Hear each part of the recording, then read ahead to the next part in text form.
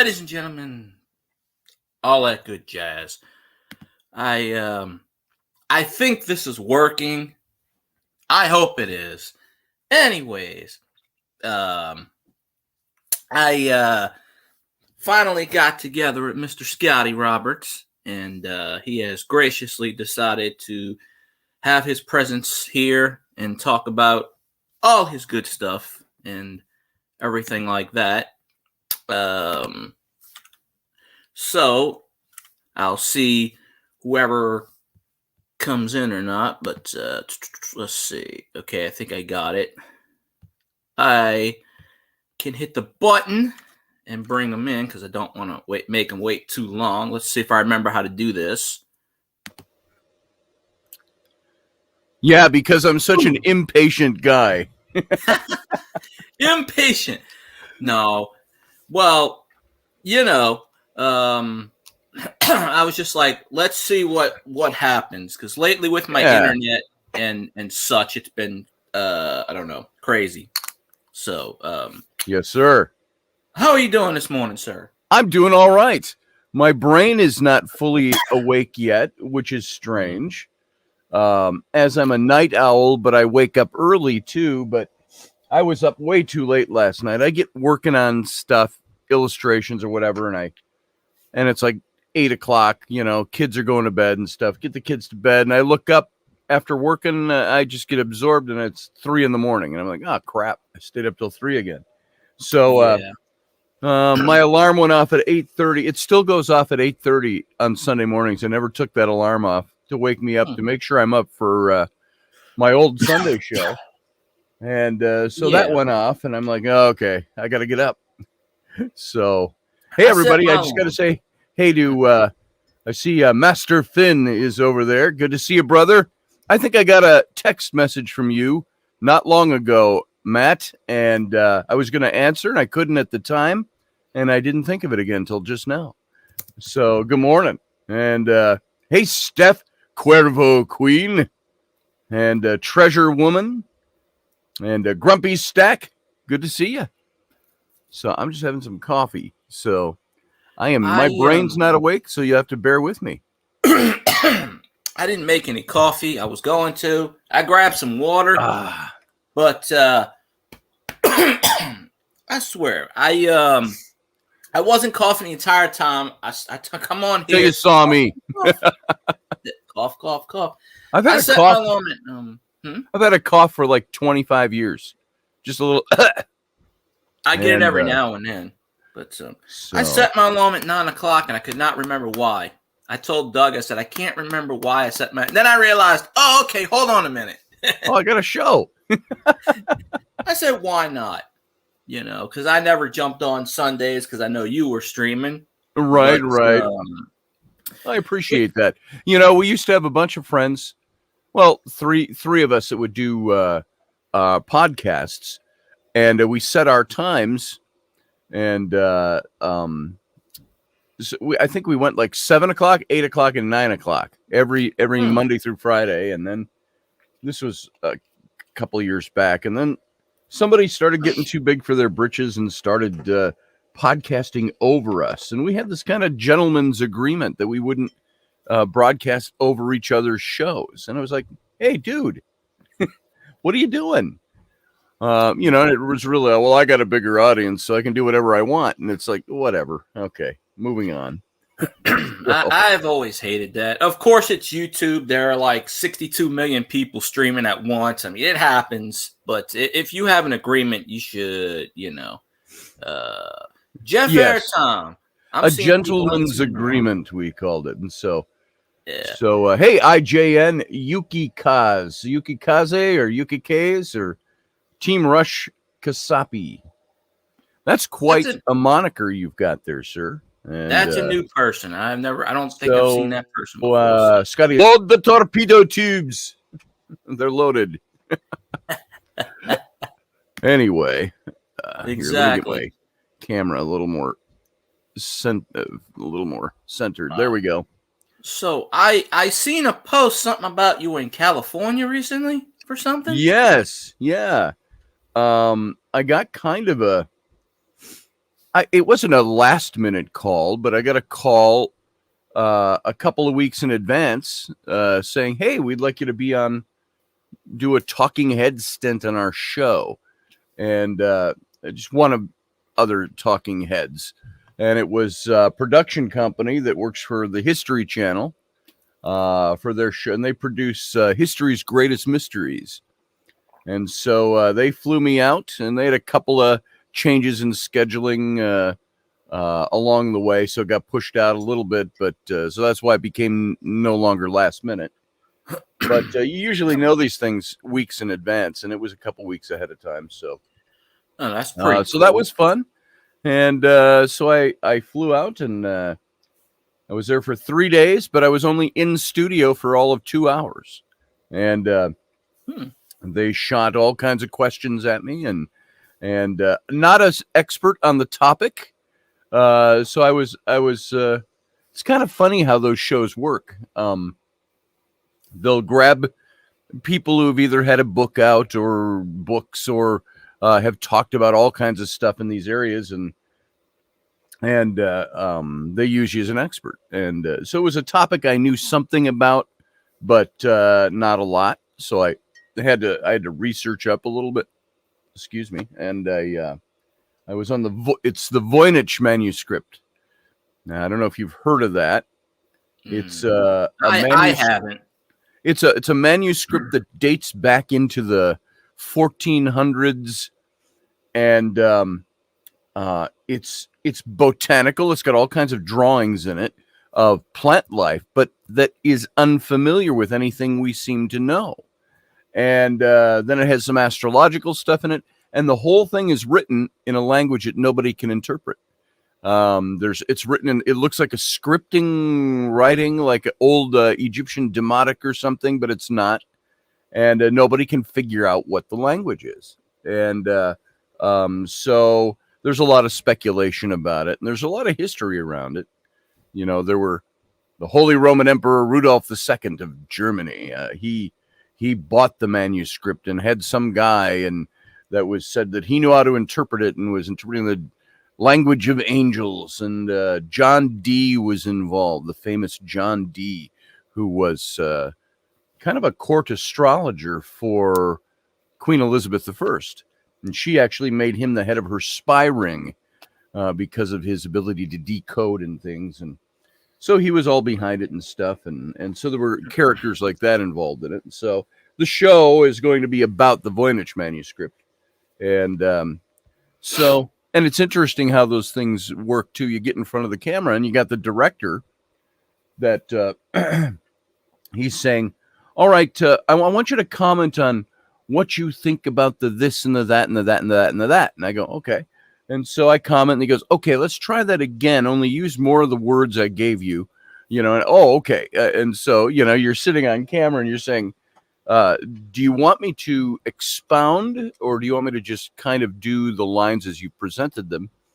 And so I was a little caught up in that, you know, trying to make sure I said what he needed to have said because of the way the show was constructed.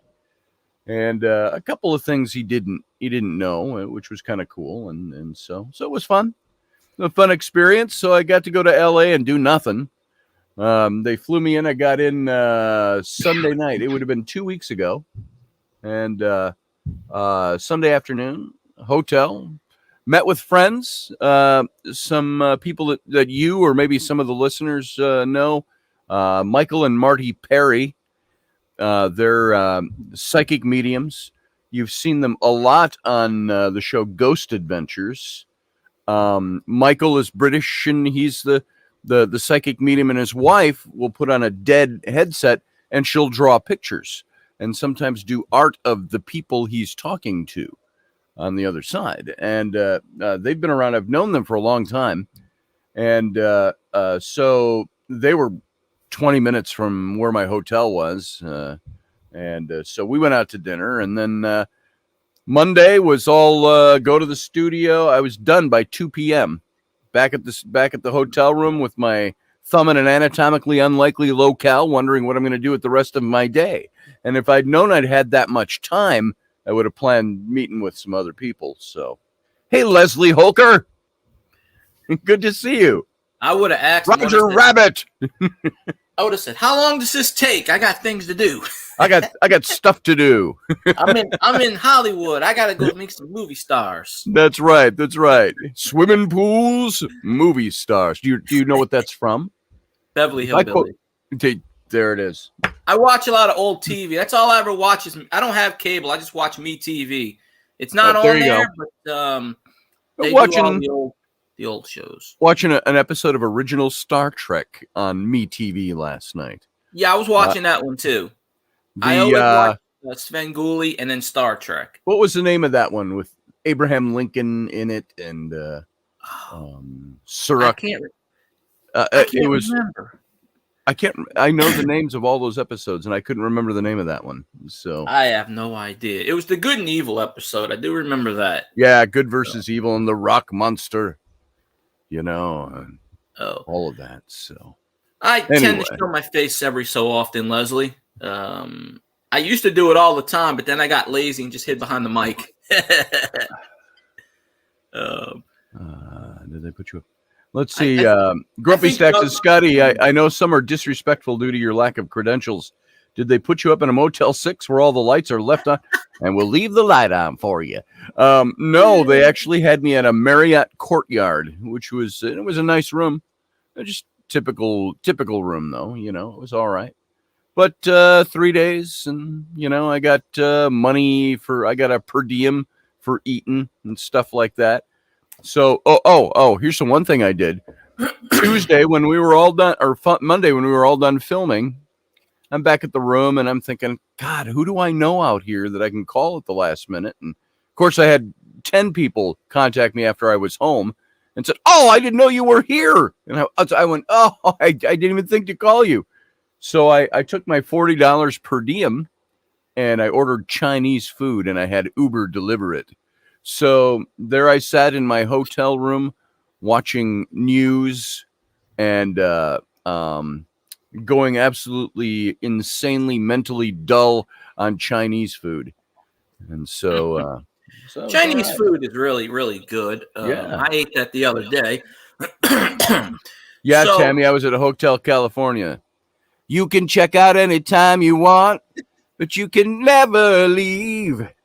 That is one of the few songs I can kind of sing from the whole thing. I don't know if I can do it anymore. I think I've only heard that song how many times since my high school days in the 70s?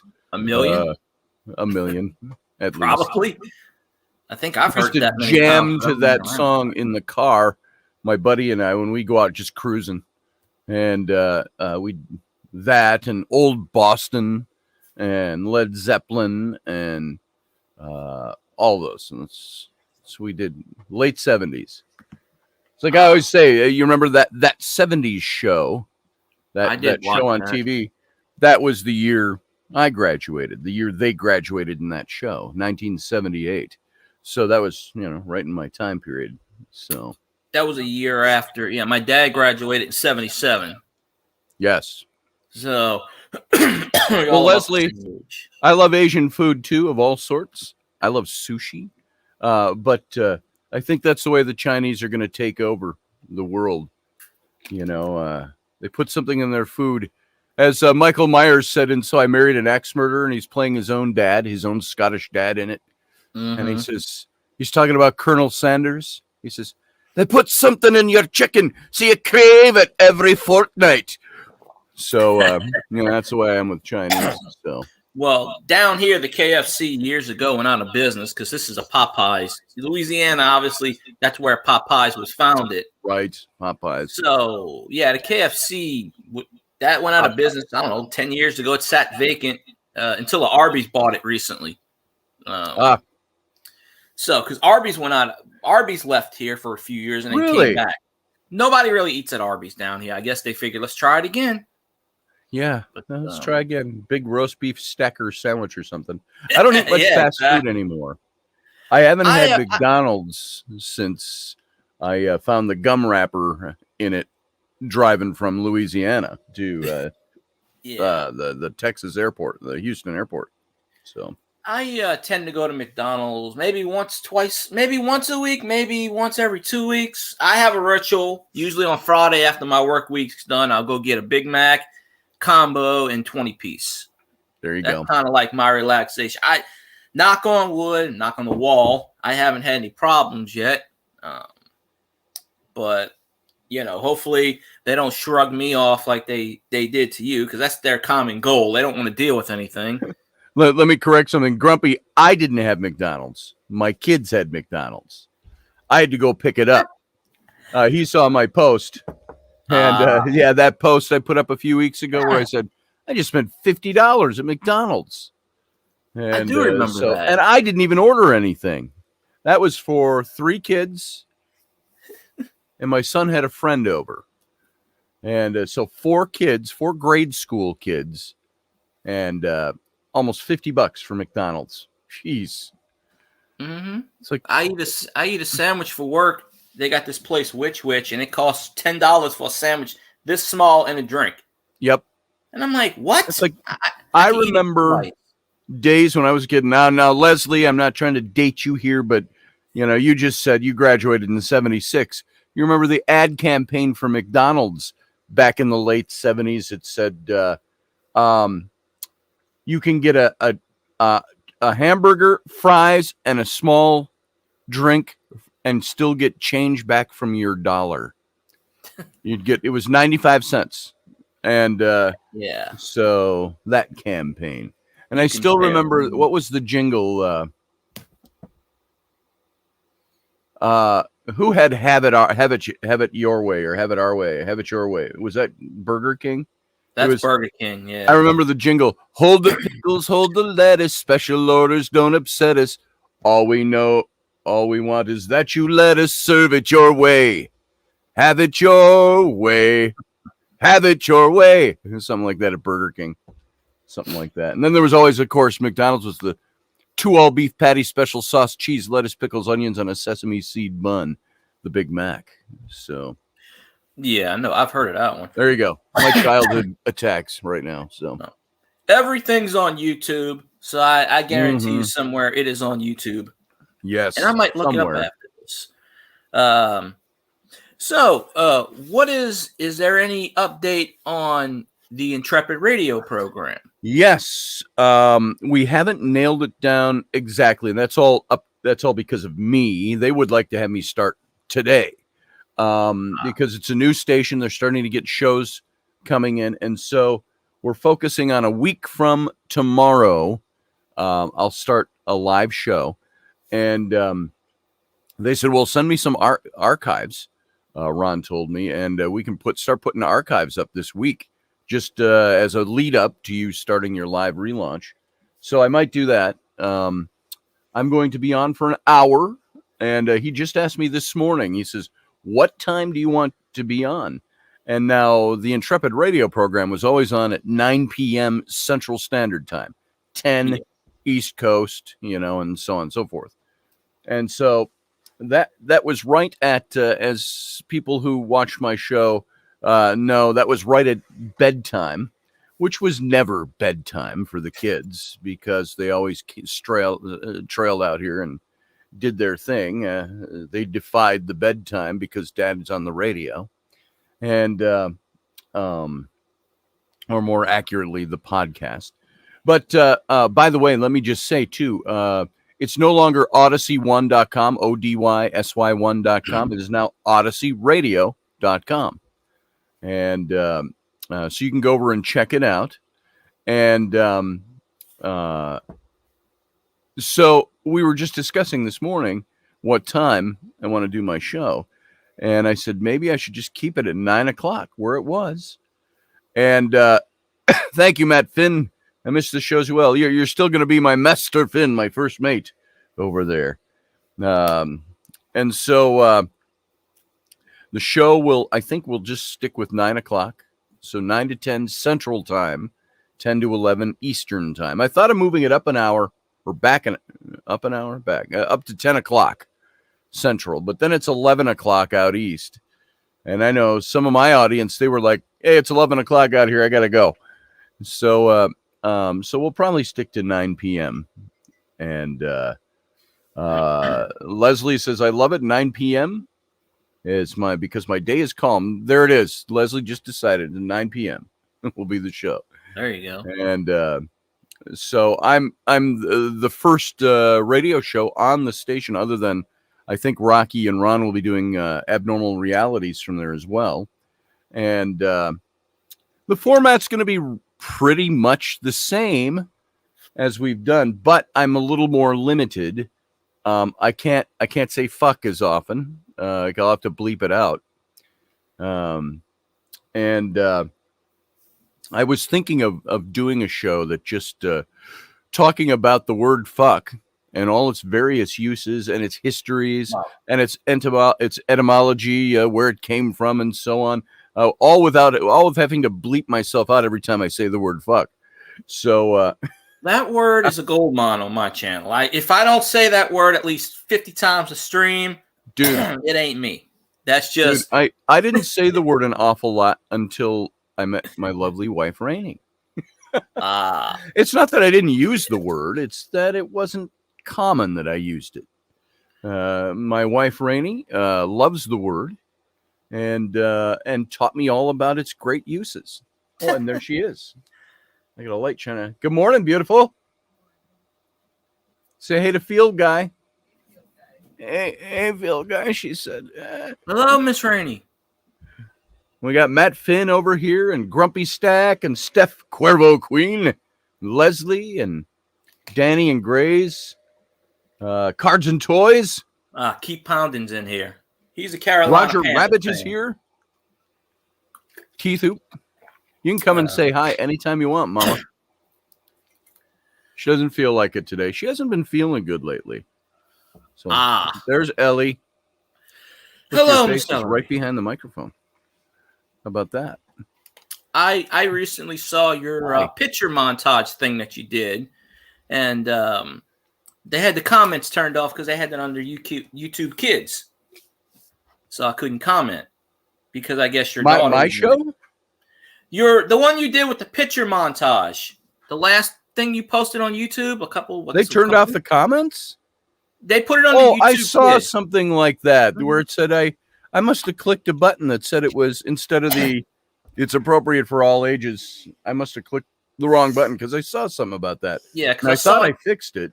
So. I saw it this morning. Well, once you do it, you know how YouTube is. But I went to leave a comment on it, said YouTube Kids, and I was like, oh, okay. Yeah. Jeff Airtime asked, does Scotty have a background in theology? Either you know me, Jeff, or that's an honest question. Yeah, I do. I have a background in theology. I went to Bible college, of course, back in the day, 78, 79, and 80. And then I went on to seminary after that and worked on my master's, but didn't finish it. And I like to, in my first book that came out of my latter books here, on the rise and fall of the Nephilim, I state in the beginning of the book, I say, I'm going to suffer some criticism because people are going to say, what credentials do I have to talk about stuff like this? Because when it comes down to it, I've only got a high school diploma for all the education I've had. I graduated high school in 78. I went to Bible college. I dropped out, not finishing my bachelor's. And then our church, big church, was putting up a seminary. And I was recruited by Dr. Charles Ailing, who I had known since I was a kid.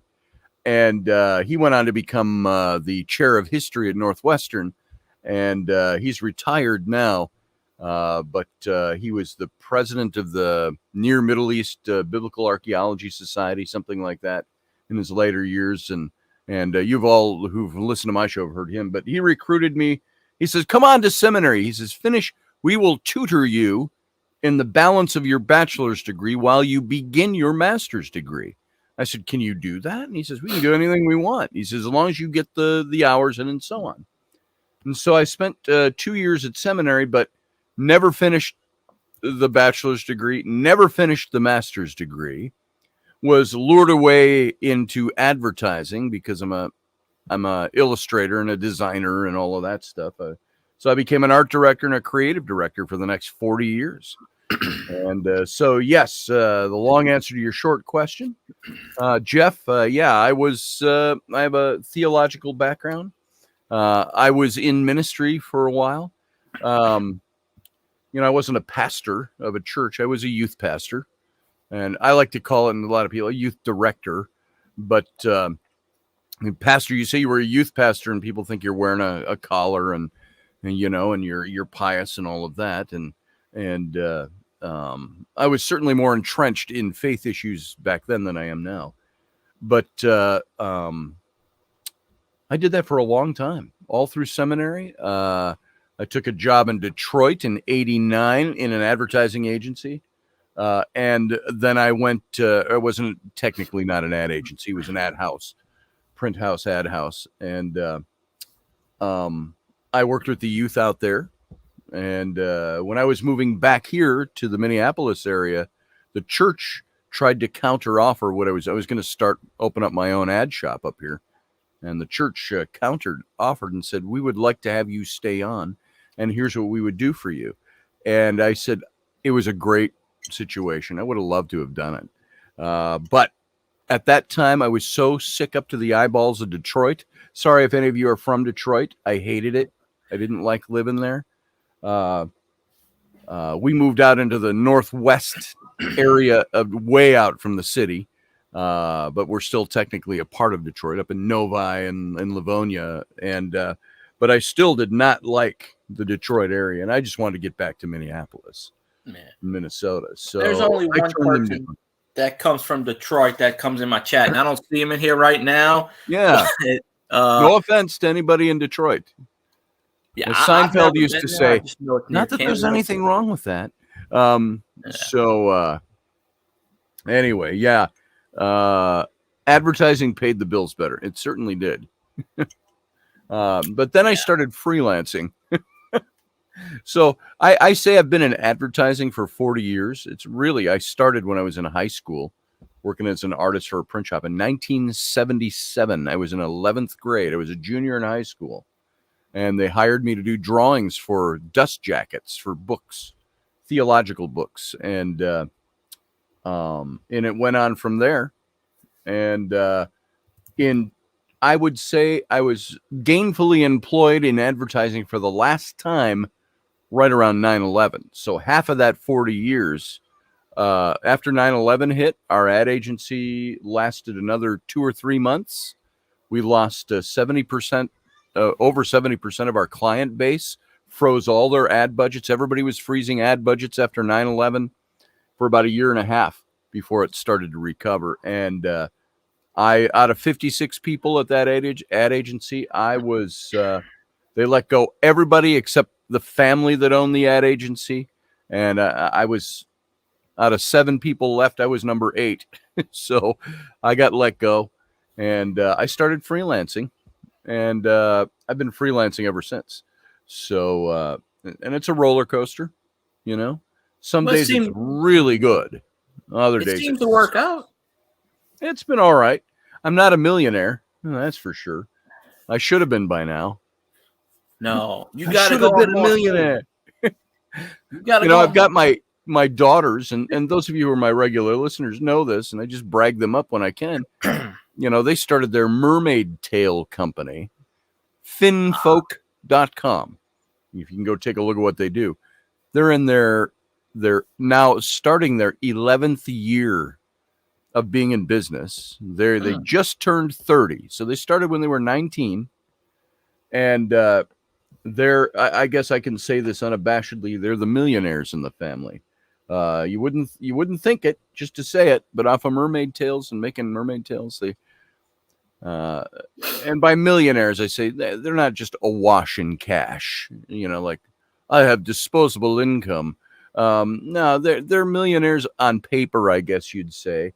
They do all right. And by some of the measures that are the things we look at physically that are the success measures, they've met some of those standards. And they have their cash crunches too, but COVID didn't kill them, which was nice.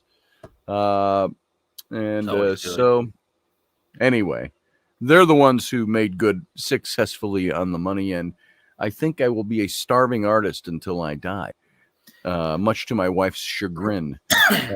So we're just hoping there's lots of things in the works, doing a lot of books, illustrating books and stuff like that, there's stuff that we still sit and, hope that's going to take off and that's going to launch us into where we need to be and want to be. I'm not looking to be a millionaire, but I would love to be able to say I've bought and paid for a house or built and paid for a house.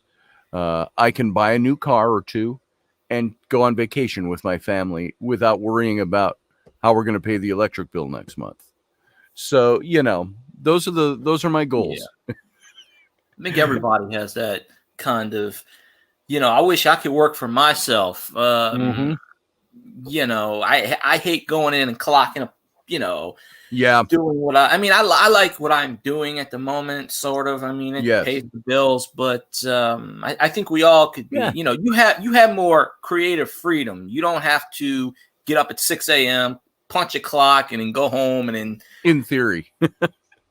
Well, I was just talking to somebody about that just the other day. And I don't like the idea, and I don't think I could ever do it again, working for somebody else. Meaning, I have to get up every day at a certain time, get showered, dress nice, show up at the office, and do my gig. 9 to 5. I don't know that I'm even capable of doing that anymore. I think I would blow up. And I only say that because here, hold on a second. I was just double checking my my audio's flashing at me. Am I even on the right thing? Yeah, I am. Okay. I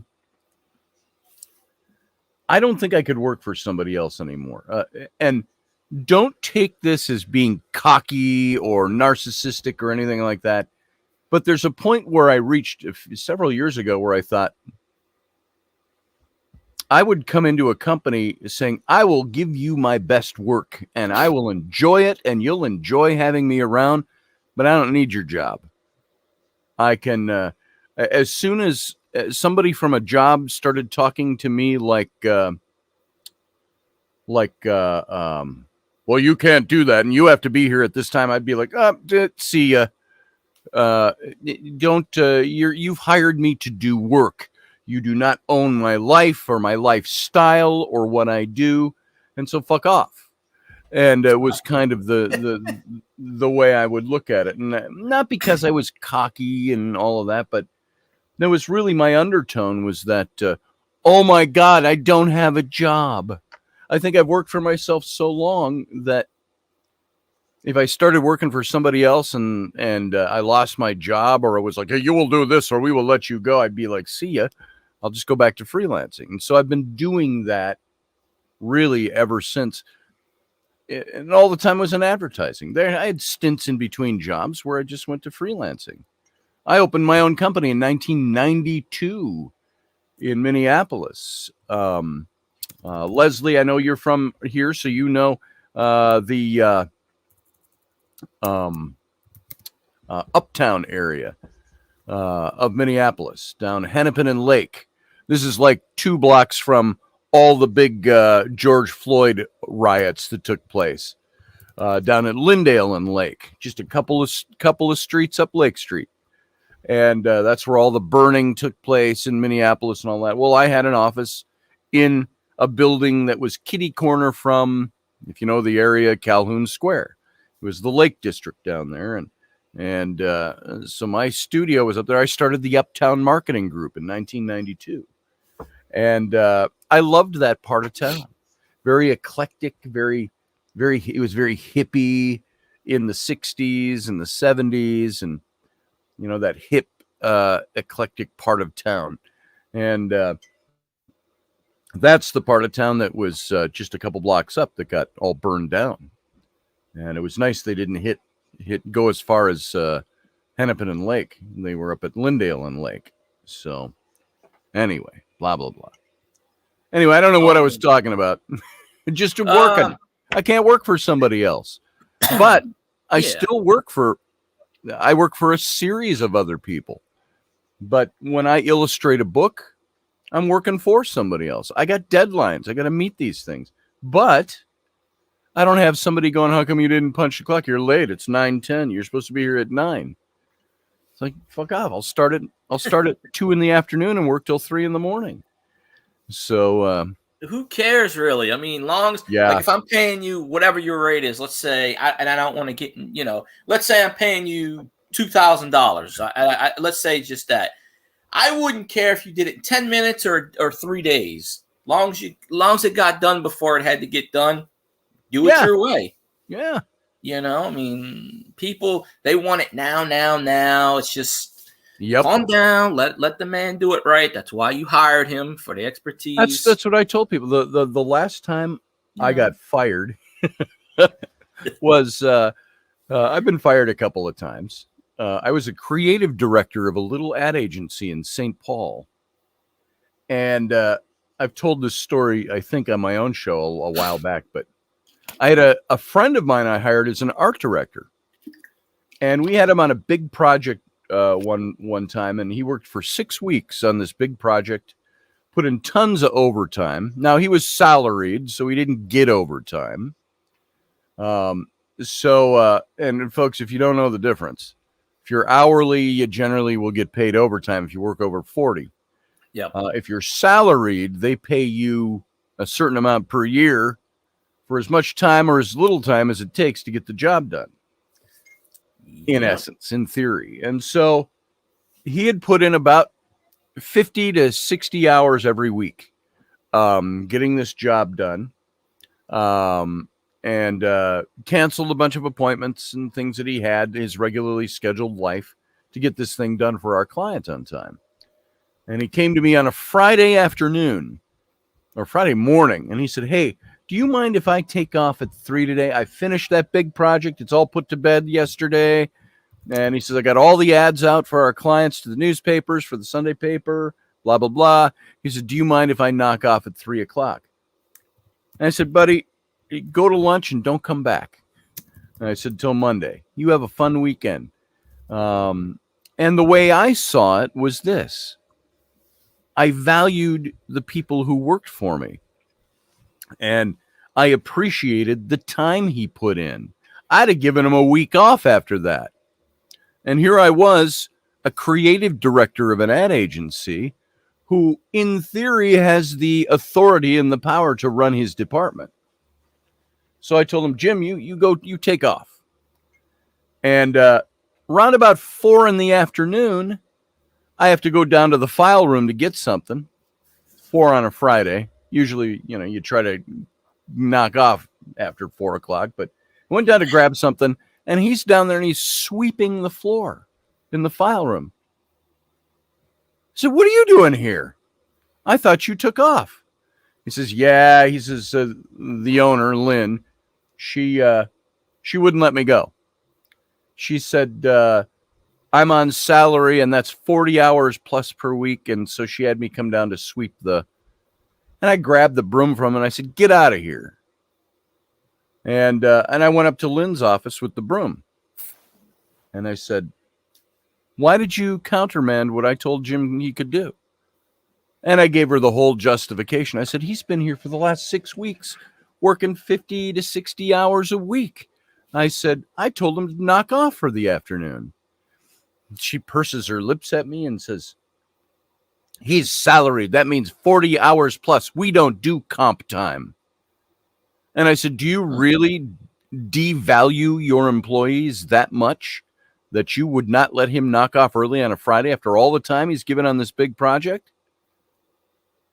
And she said, that's not the way it works here. And I said, you know what would work here better?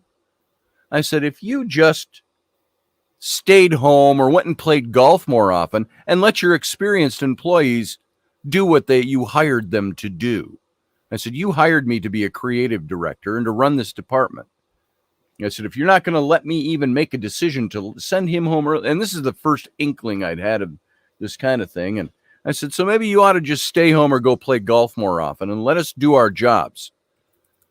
And she looks at me and she says, and I will say this, just for effect. She was good looking brunette with the big hair and, always dressed to the nines. And she sits at her desk and she goes, I think our business relationship is over. And I said, you know what?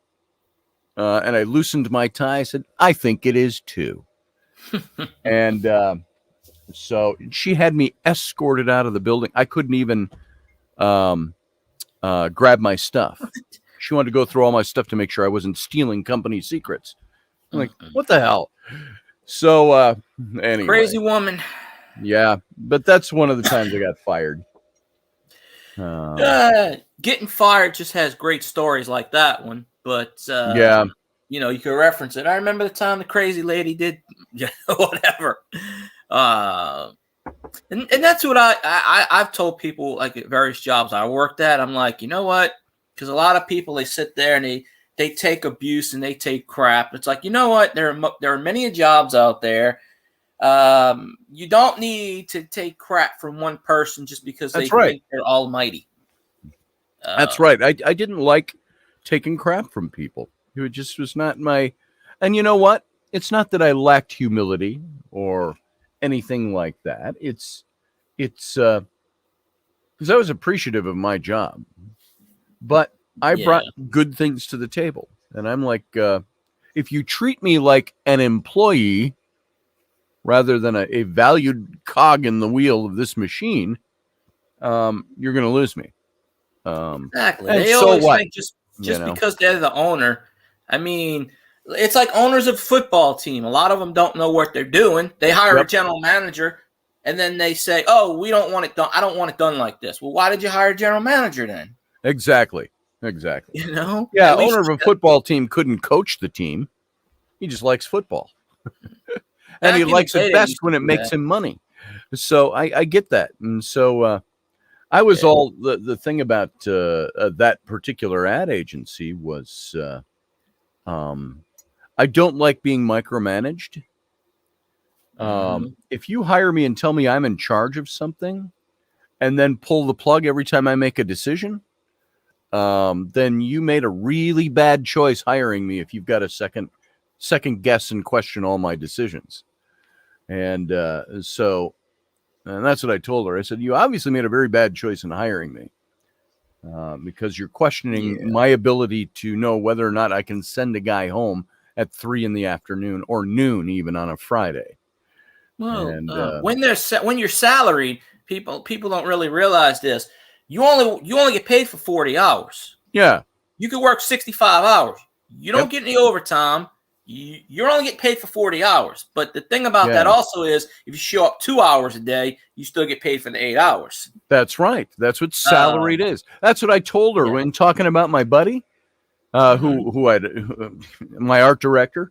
I said, look, Jim puts in a 40-hour week every week. I said he put in like I've already said, 50 to 60 hours every week for 6 weeks. I said, I think we can lose him for 4 hours in the afternoon on a Friday after he's done that for 6 weeks previous.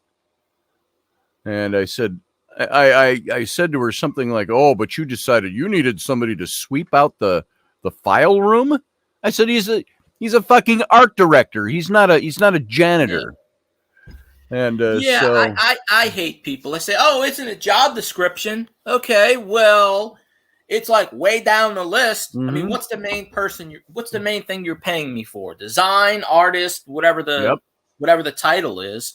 I hate that. I had a job in the past where I was receiving associate, but they kept calling me up to do the cash register, and I'm like, what am I? I'm part of receiving, because my boss would always tell me in the past, this is somewhere I used to work long ago. And he was like, why do they keep pulling you? There's like 5 other people on the floor, but they want you to come back. They want you to do the truck, but they keep calling you to run a register. And then they tell me, well, you ain't got the truck done yet? I'm like, well, you keep calling me to the register every 5 minutes to check out people. I am not a cashier. If I wanted to be a cashier, I would have applied to be a cashier, That's right. a lot of these companies abuse. Yes. They get you for one thing, but then they say, okay, we need you to do A, B, and C also. Yep. Um, And Tammy Passions over in the chat room, Tammy Passions, you're right. That's the best way, I think, to work with people is you let them. One thing this stuck in my mind for a long time because it was true. Do you guys remember the show? This was out in the 80s, 30-something. Yeah. I used to watch that as a kid. I didn't really get it, but I loved that show. it. I was an adult and I watched it. I liked it because it was guys in ad agency work. They did their ad agency work. That wasn't what the show was about, but the two guys in the show were friends, owned an ad agency. And I remember there was a point where one of them, they had shut down their company along the way in the series, and he was applying for a job as a creative director. And the owner of the ad agency takes him back and he's touring him around the company, and they walk into the creative department and there's a bunch of people like in shorts and jeans and, t-shirts, and they're playing. And remember, this is the late 80s. So, that was unique in business. It was kind of a revolution back then. Casual day. And they're out there, they're playing basketball with a Nerf ball in the middle of the creative department. He goes, "Oh, this is the creative department." He says, "We just give them food and let them play and they get the work done." And I said, that's the way creative departments work. If you walk into a good ad agency today and you walk into the creative department, you're going to see people either in their cubicles or wherever their desks are. And usually the creatives are the guys that have all their toys. And like if I can turn, I don't know if I can turn this enough, like this bookshelf sitting behind me. You can't really see it. Up on this shelf, I got there's my Aragorn toy with the sword, and I got my big knight back there, and all my Star Trek. There's Captain Kirk way up in the top. There he is. You see him way up in the top. And so I got my toys, and I got my swords, and I got my junk, because I work better with my stuff around me.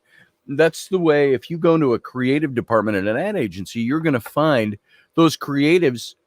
You allow them to have their toys. That's the way the creative mind works. We used to have rubber dart gun fights. Just the little, 99-cent orange plastic gun that you put the little rubber dart in with the suction cup, and we'd shoot those at each other. I had the copywriter came into my office one day at a different agency I was at. This was in Detroit, so this is a long time ago. But he peeks his head around the corner of my door, and I look and I go, "Ron," and he goes, and he shoots me with a rubber dart and it bounces off my forehead. So I had to dig in my drawer real quick. I wasn't ready. I didn't have it like mounted beneath my desk, and shoot him with my rubber dart. But that's what we did. That's what creatives have to do. Hey, Audrey, by the way, I just saw you. Audrey, good to show you. Who dat? But I think sometimes that's how it is. When you're relaxed and you're having fun, you're not under pressure, so things just pop in your head like, that's it. Why didn't I think about that earlier? Now, it's not that we didn't have our stressful, you got to meet this deadline, and this is going to be a pain in the ass job. We had some of those too. But it was when you allow a creative department, especially, well, anybody, you allow people like Tammy was saying, if you have an owner or a boss that allows you to get your work done and to do it well, you do it better when you're not under stress. Now, that's part of the reason I don't like punching somebody else's clock. It's like, I got to be there at what time? Why don't you just let me stay home? I can work better from here. That's what I tried to figure out. I had mentioned this. I was like, you know what? You put a laptop in front of me, I can sell something at home just as easily as I can do it in the stores. Yep. But unfortunately, there's this one little thing that won't allow me to do it, and it's called the company. Yep. Company. Oh, you have to be here. Someone has to greet the people. Yes. Someone has to physically check these people out. That's right. Well, why can't it be like Walmart? Self-serve checkout. Let's go. Right? Tammy says, Tammy Passion says I used to work for a newspaper company and I was the rubber band queen, but I never stung hard. I worked for a newspaper too. I worked for this was in the it was just before I worked for that ad agency where I got fired. I worked for the St. Paul Pioneer Press, which was a big, not Hubbard, Hubble. Is it Hubble or Hubbard? Big newspaper conglomerate that's out there. Leslie, you should know if you're still sitting there, if anybody else knows. But it was the big newspaper in St. Paul, Minnesota.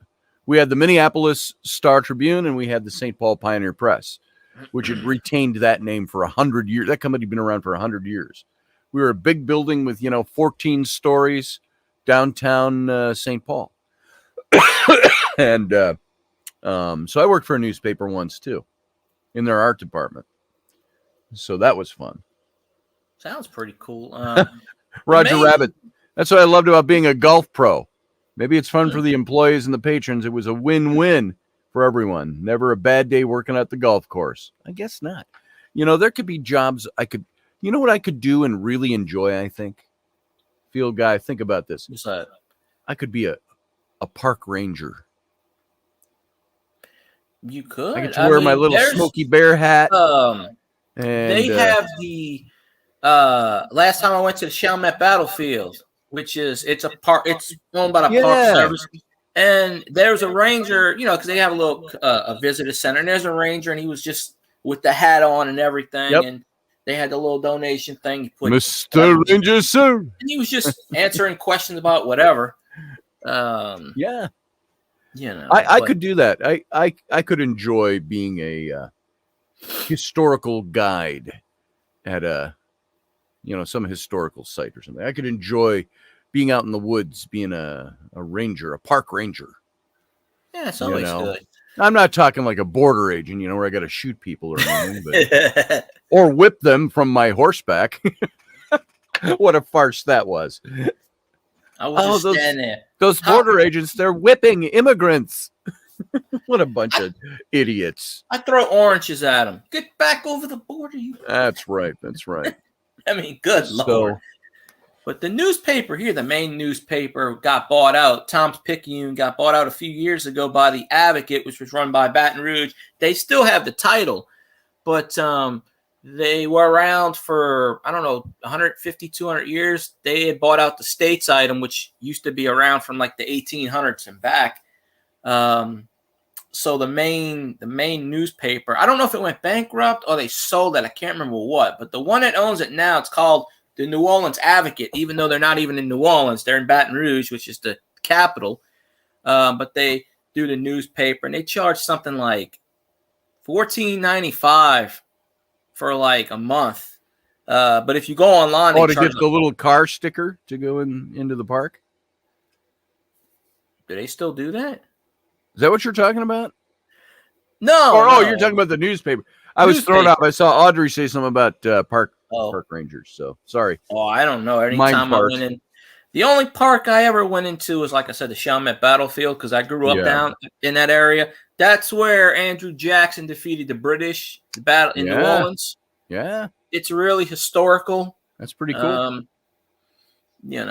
All kinds of ghosty stuff in those places too. So there is a story, and I've seen one person went on YouTube. There is a story about this, and I don't know how true it is. There's the Maison Bargard House, I think it's called, and supposedly it was the headquarters for Andrew Jackson. And I don't know the whole story, but from what I understand, it was used as the battle headquarters, and I think a soldier.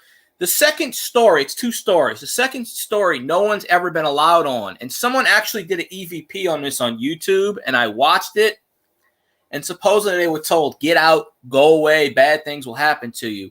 Wow. Supposedly the story is it was either revolutionary. I don't know if it was a slave. I don't know if it was a person. I don't know what it was, but a soldier was wanting a lady to do something, and she didn't do it. And for whatever reason, they got into an argument or something. He took out his bayonet, he took out his sword, and just went off with her head. And it went rolling down the stairs. I remember this story. I've heard this story. Yeah. So supposedly that no one's ever been in the second floor. Well, this guy snuck in because it's always been closed. So he snuck in. He went in the building, did an EVP, and supposedly you could hear on the EVP where it says, "Get out. Bad things will happen to you if you stay." And he almost fell out the second-story window. Wow. Pushed out. Maybe, but I you can go on the first floor, but the second floor, it's always been blocked off. So I don't know if that story's true. And then the only other ghost story I know of is the Myrtle's Plantation, which I've been a few times. The story of Chloe, the slave that was hung on the property. I've seen the mirror. I got postcards. I got postcards sitting right over there. I just can't reach it. Do you know a place I would love to investigate paranormally? It's a place I don't think it's ever been done. I think they might not want to have this done at that place, but Thomas Jefferson's home, Monticello. Now, I'm sure somebody's done something, maybe unofficially or whatever, but I would love to go into that. I've been there a couple of times over the years. I love that house and those grounds. If you've never been to Virginia, folks, go to Charlottesville and go to Monticello. It's on the back of your nickel. You'll see the house. I was grabbing a quarter. Oh, there you go. Is it on the quarter? No, it's not on a quarter. Not a nickel. Well, it's on the $2 bill also. They actually give you back $2 bills and change when you go to Monticello. Oh, that's cool. That's right, because Jefferson's on the $2 bill. But what an incredible place. And that place, I would love to do an investigation there. Or I'd love to see one of the big outfits like Amy Bruni does Kindred Spirits. Amy Bruni's a friend, and I know her pretty well. There you go. There's Monticello, a likeness of it. And I always have coins around here somewhere. I'd love to see Amy Bruni go in with Adam Berry and do Monticello. Because I think that they handle themselves very well. But there was a place, and I just talked about this with somebody recently, and I don't know if it was a private conversation or in an interview, but I lived in Lynchburg, Virginia for a couple of years, way back in the early 80s. One of my first jobs. Remember when I told you I was hired as an artist for a print shop? They were a little theological book publisher when I was in high school, 11th grade. And I ran their big litho camera and the printing press sometimes down in the basement of his house. And he'd print old theological books. They'd get these old books that were out of copyright, which is 76 years. They'd renew the copyright on them. And then they'd take these old, sometimes crumbling books, and we'd cut them all apart, lay them out on a litho camera, and take film negatives of them. Then we'd have to sit and touch up all the negatives by hand. This was all by hand back then, before it was all computerized. And then we would lay them out and print them, and go send them to the bookbinder, and he'd republish these old out-of-print theological books. And I started by doing drawings for their dust jackets. Then I graduated into doing, the litho camera and the printing press. Well, they left the Minneapolis area when I was in college, and they moved out to Lynchburg, Virginia, and they started a big print house out there. It was called The Letter Shop. And their big client at the time, and this will date me as well as everything else I say, in the early 80s, their big client was Liberty University and the Jerry Falwell Ministries, and of course the Moral Majority, which Jerry Falwell was the titular figurehead of the Moral Majority back in the Reagan era and in the early 1980s. And they called me up and they said, "Do you want to come out and work for us as an art director?" So I did. And so I moved out there. So I was out there for a little over 2 years in Lynchburg, Virginia. But something cool. I only bring up that reference because I didn't know it when I lived there. But you go to any small city, like Lynchburg's a small city.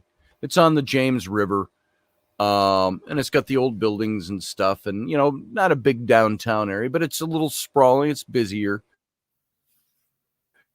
But you go out into the subs where we lived, and all brick houses, nice trees, gorgeous suburbs, the hills, and um, it wasn't when I was there. I was there 1980. I want to say 83, 84. And I never knew it was there. I went back with Rainey back in 2007. We went back to visit them, and in Lynchburg, and right in the same neighborhoods where we lived, there was a big line of trees, poplar trees. There was an old house in there. It was all run down stuff. I never really took notice of it. It wasn't open, but they in the years since I had lived there, they opened it up. It was Thomas Jefferson's home away from homes. It was like his mini Monticello, built the same way. It's got the dome, and but it's a little smaller house called Poplar Forest, and it was right there in Lynchburg. That's where he'd go.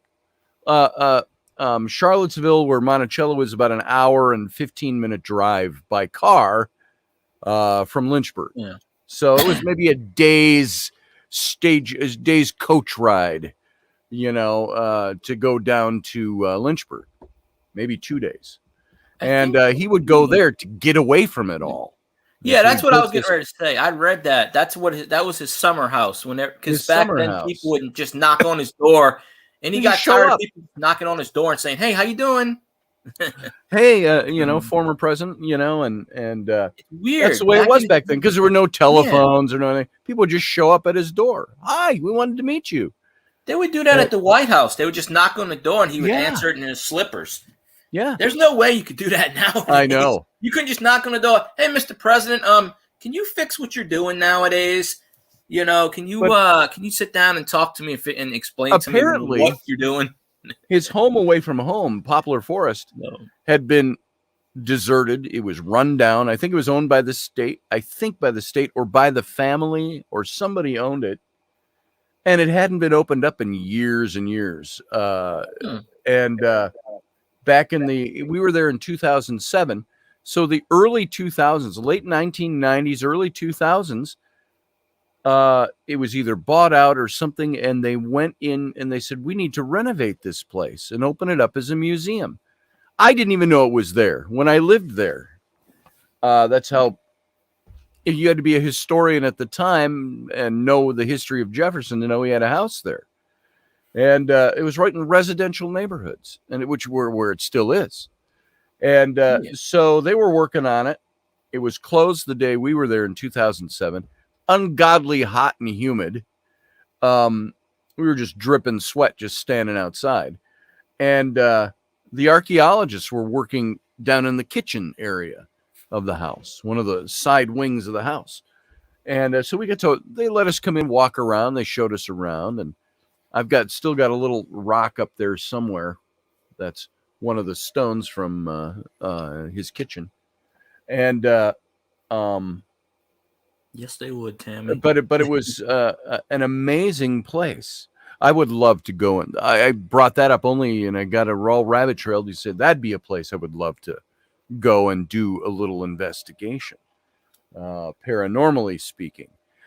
It was kind of funny. I read a book.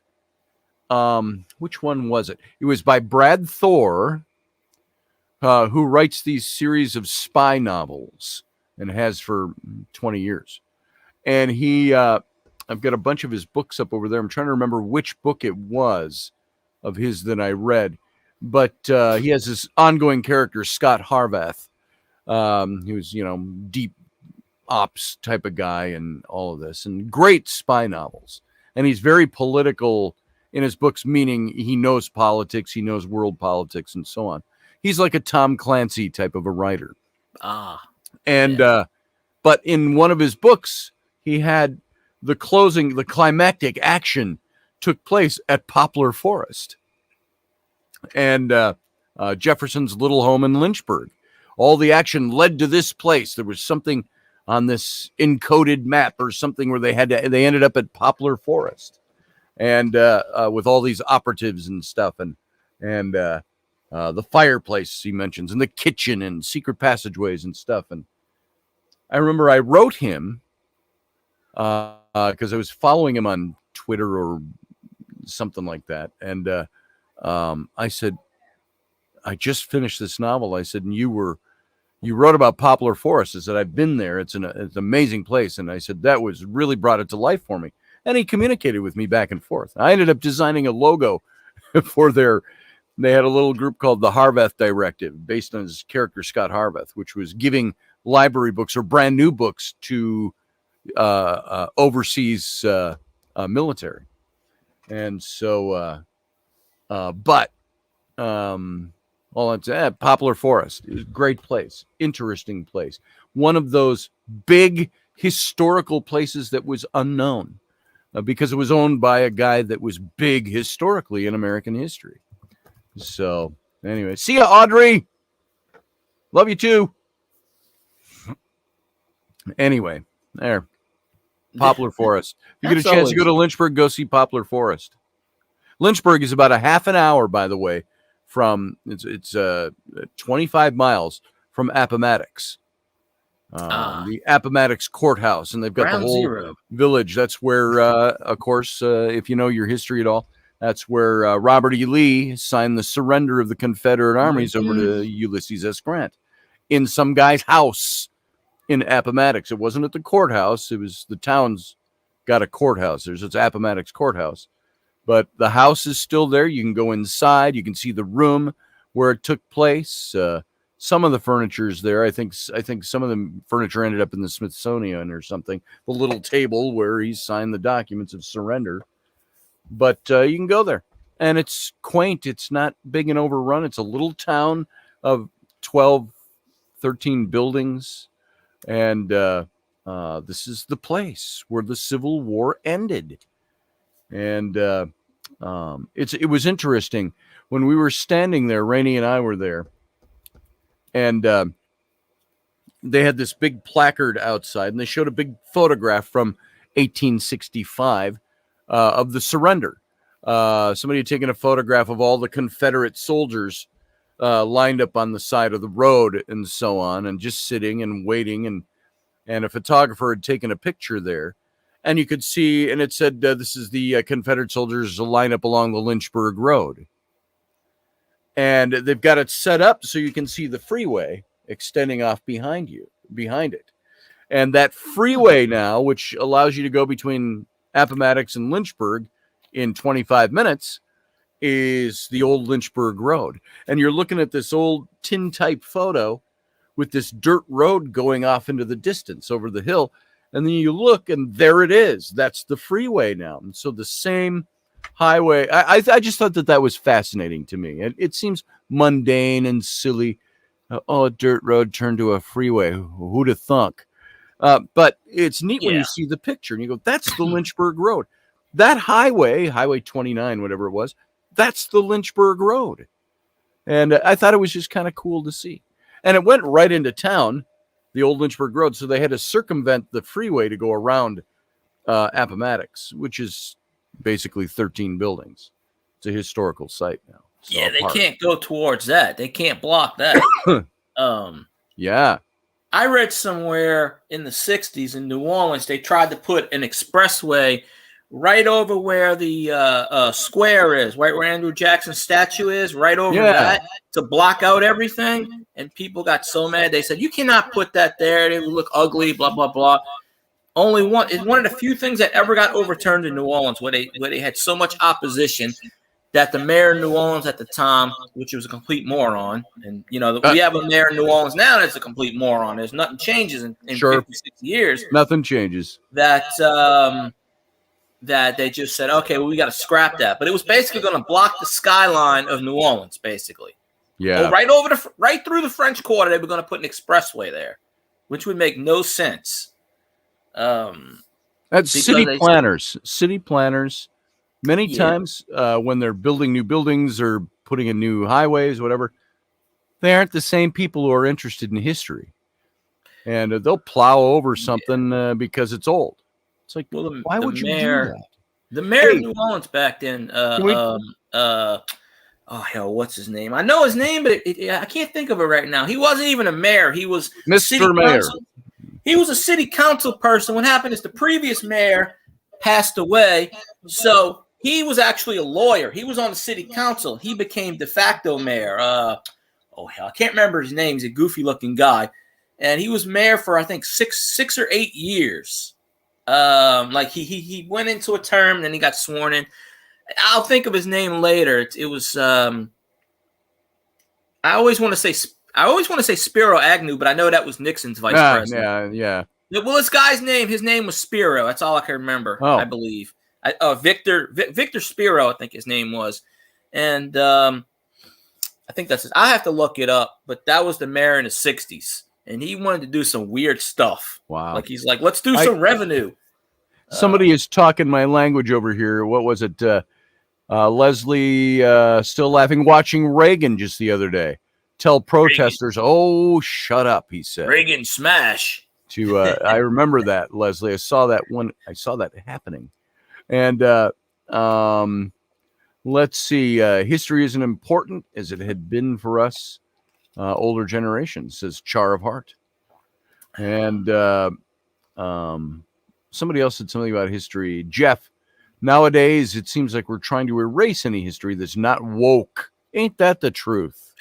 Yeah, so, all the Confederate statues they took down, that's rotting in buildings. Because the past mayor did, all of a sudden, 200 years these things have been good, and all of a sudden, he grew up with these statues. All of a sudden, he decided, well, I got to get reelected. I need to take them all down. Yep. Lee Circle was sitting vacant for 4 years, just the pedestal. And then all of a sudden, overnight, they put up a weird statue, and then they renamed it something Circle, something. I don't even know what it was. That's like up here in Minneapolis, you got George Floyd Square. I don't know if they have a statue or a bust of him up, but they had a mural. Oh, it was kind of funny?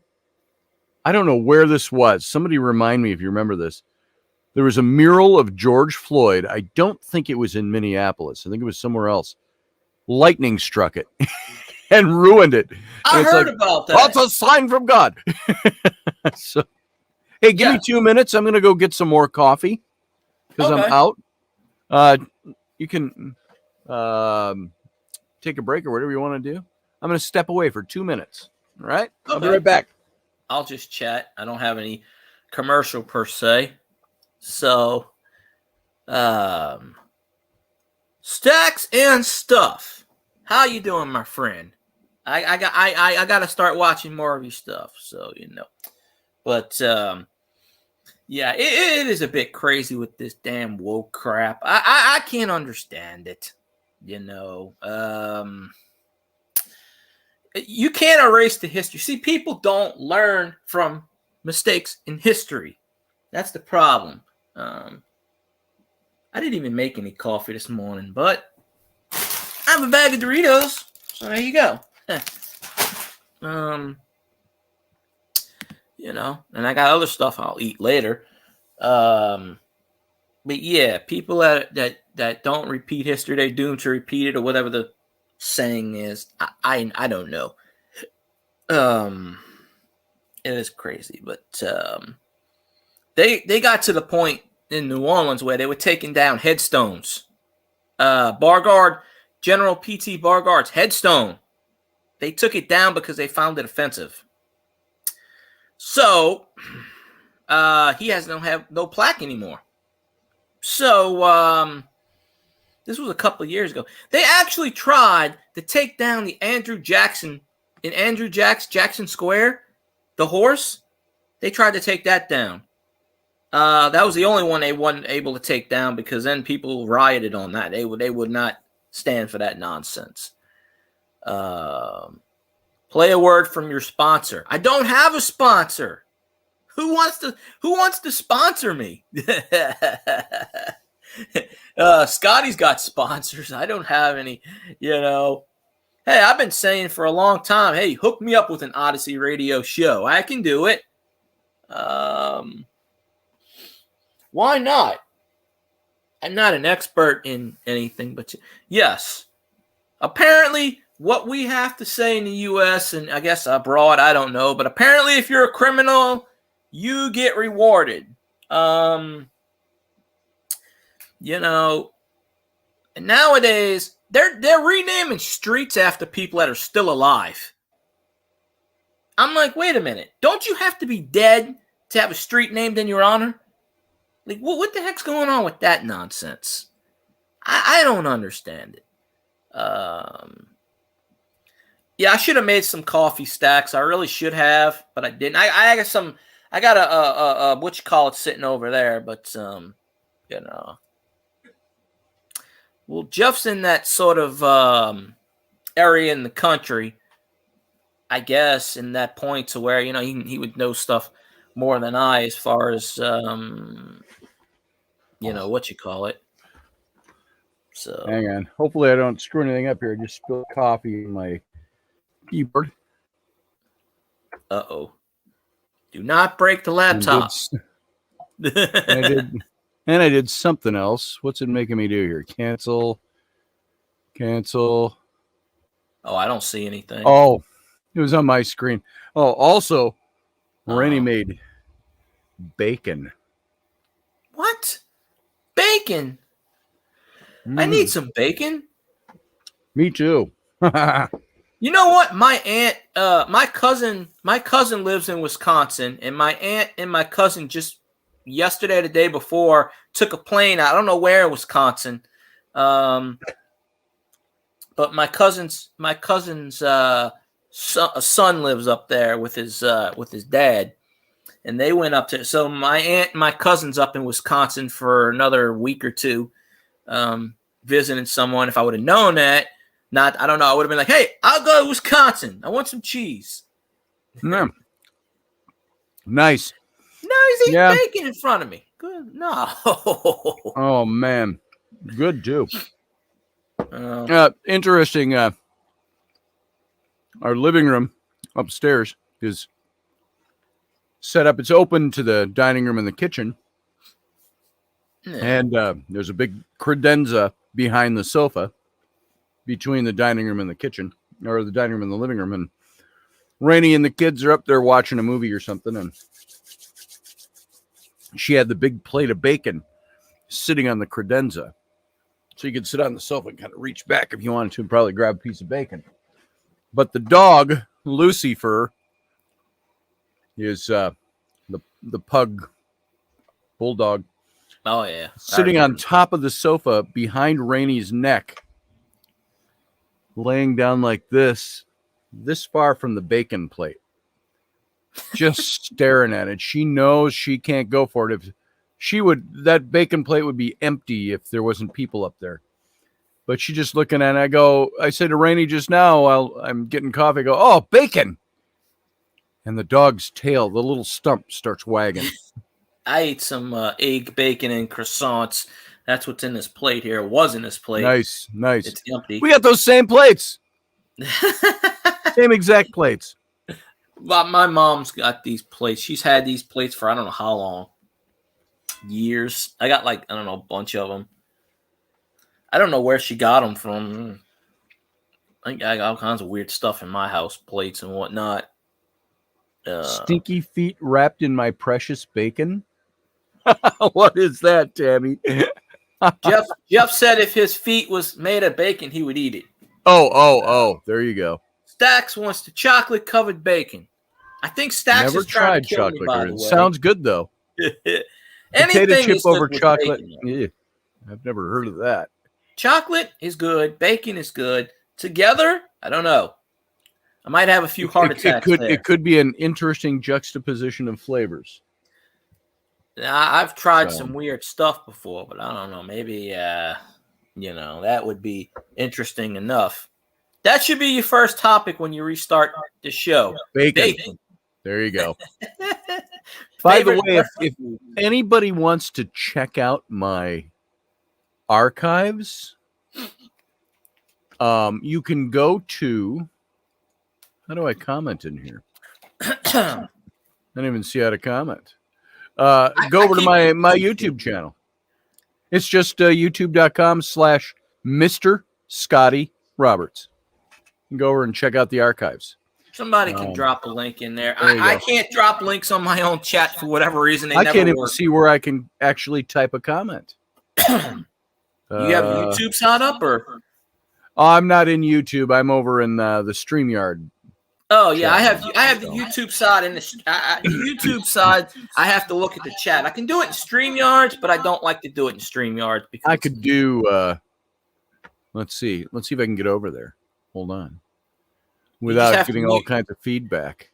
Yeah, History. if you go on YouTube, you have to mute it like I have it muted.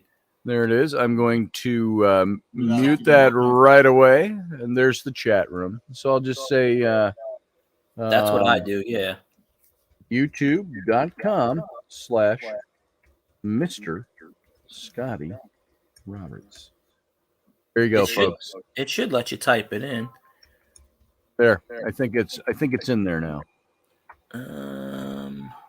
I can do the pop out chat is what I do when I did my shows. I do the pop out chat, and then I just turn YouTube off. That makes sense. There you go. I didn't see it pop up, but I don't know. Oh, maybe it didn't. Oh no. Oh, there. Jeff put it up. Jeff put it in there. There you go. Thanks, Jeff. Jeff Airtime. Yeah, I don't know. It's weird. I should probably because I have to mod you for that. But let me see. I think I can do that if I go way up in the Figma jig. I typed it in the, and I think it's because I had the show paused. It didn't show up. Let's see if it actually comes up this time. Just for shits and giggles. Type like ... or an A or a Q. I don't know. Just type something. That way I could give you the wrench. I thought I did. There we go. There we go. It's in there now. I think. It took my comment. I don't see anything. Maybe it's on. Let me check the StreamYard Could be on delayed. It's possible. I don't even see it on the StreamYard side. YouTube sabotage. That's what I call it. Jeff, it's a link over on this end. I see it in the YouTube chat, Jeff. It's a live link that you typed in. So mine's not showing up though. Boom. Maybe it's the delay. I made you a moderator. Try typing now. There you go. All right. Maybe that's why. Boom. It should pop up, but I remember I was doing a thing. I was doing a thing on Twitter, and all I posted was interviewing Scotty Roberts tomorrow, and I put an emoji on there, and Twitter blocked it. Seriously? Yeah. I wonder why. So I had to type it again without the emoji, and that's weird. Well, you could just type in Scotty Roberts. You could type in it's Mr. Scotty Roberts, but you could type in Scotty Roberts. You can type in Intrepid Radio. It'll bring you to the same thing. It's not Mr. Scotty Roberts? I think your user channel might be. Your user channel might be, but when you actually type it in, it does. I don't think it shows it, but I don't know. Oh, that's weird. Okay, yeah, there it is. Okay, it came up under just Scotty Roberts. My bad. So yeah, sorry about that. But you go, the first strip along the bottom there is the Intrepid Radio program, all episodes. I'm just curious how many there are. Now, let me just see something. I don't know. I have 581 episodes up in there. That's something. You said something earlier about how Rocky and Ron, they wanted you to send you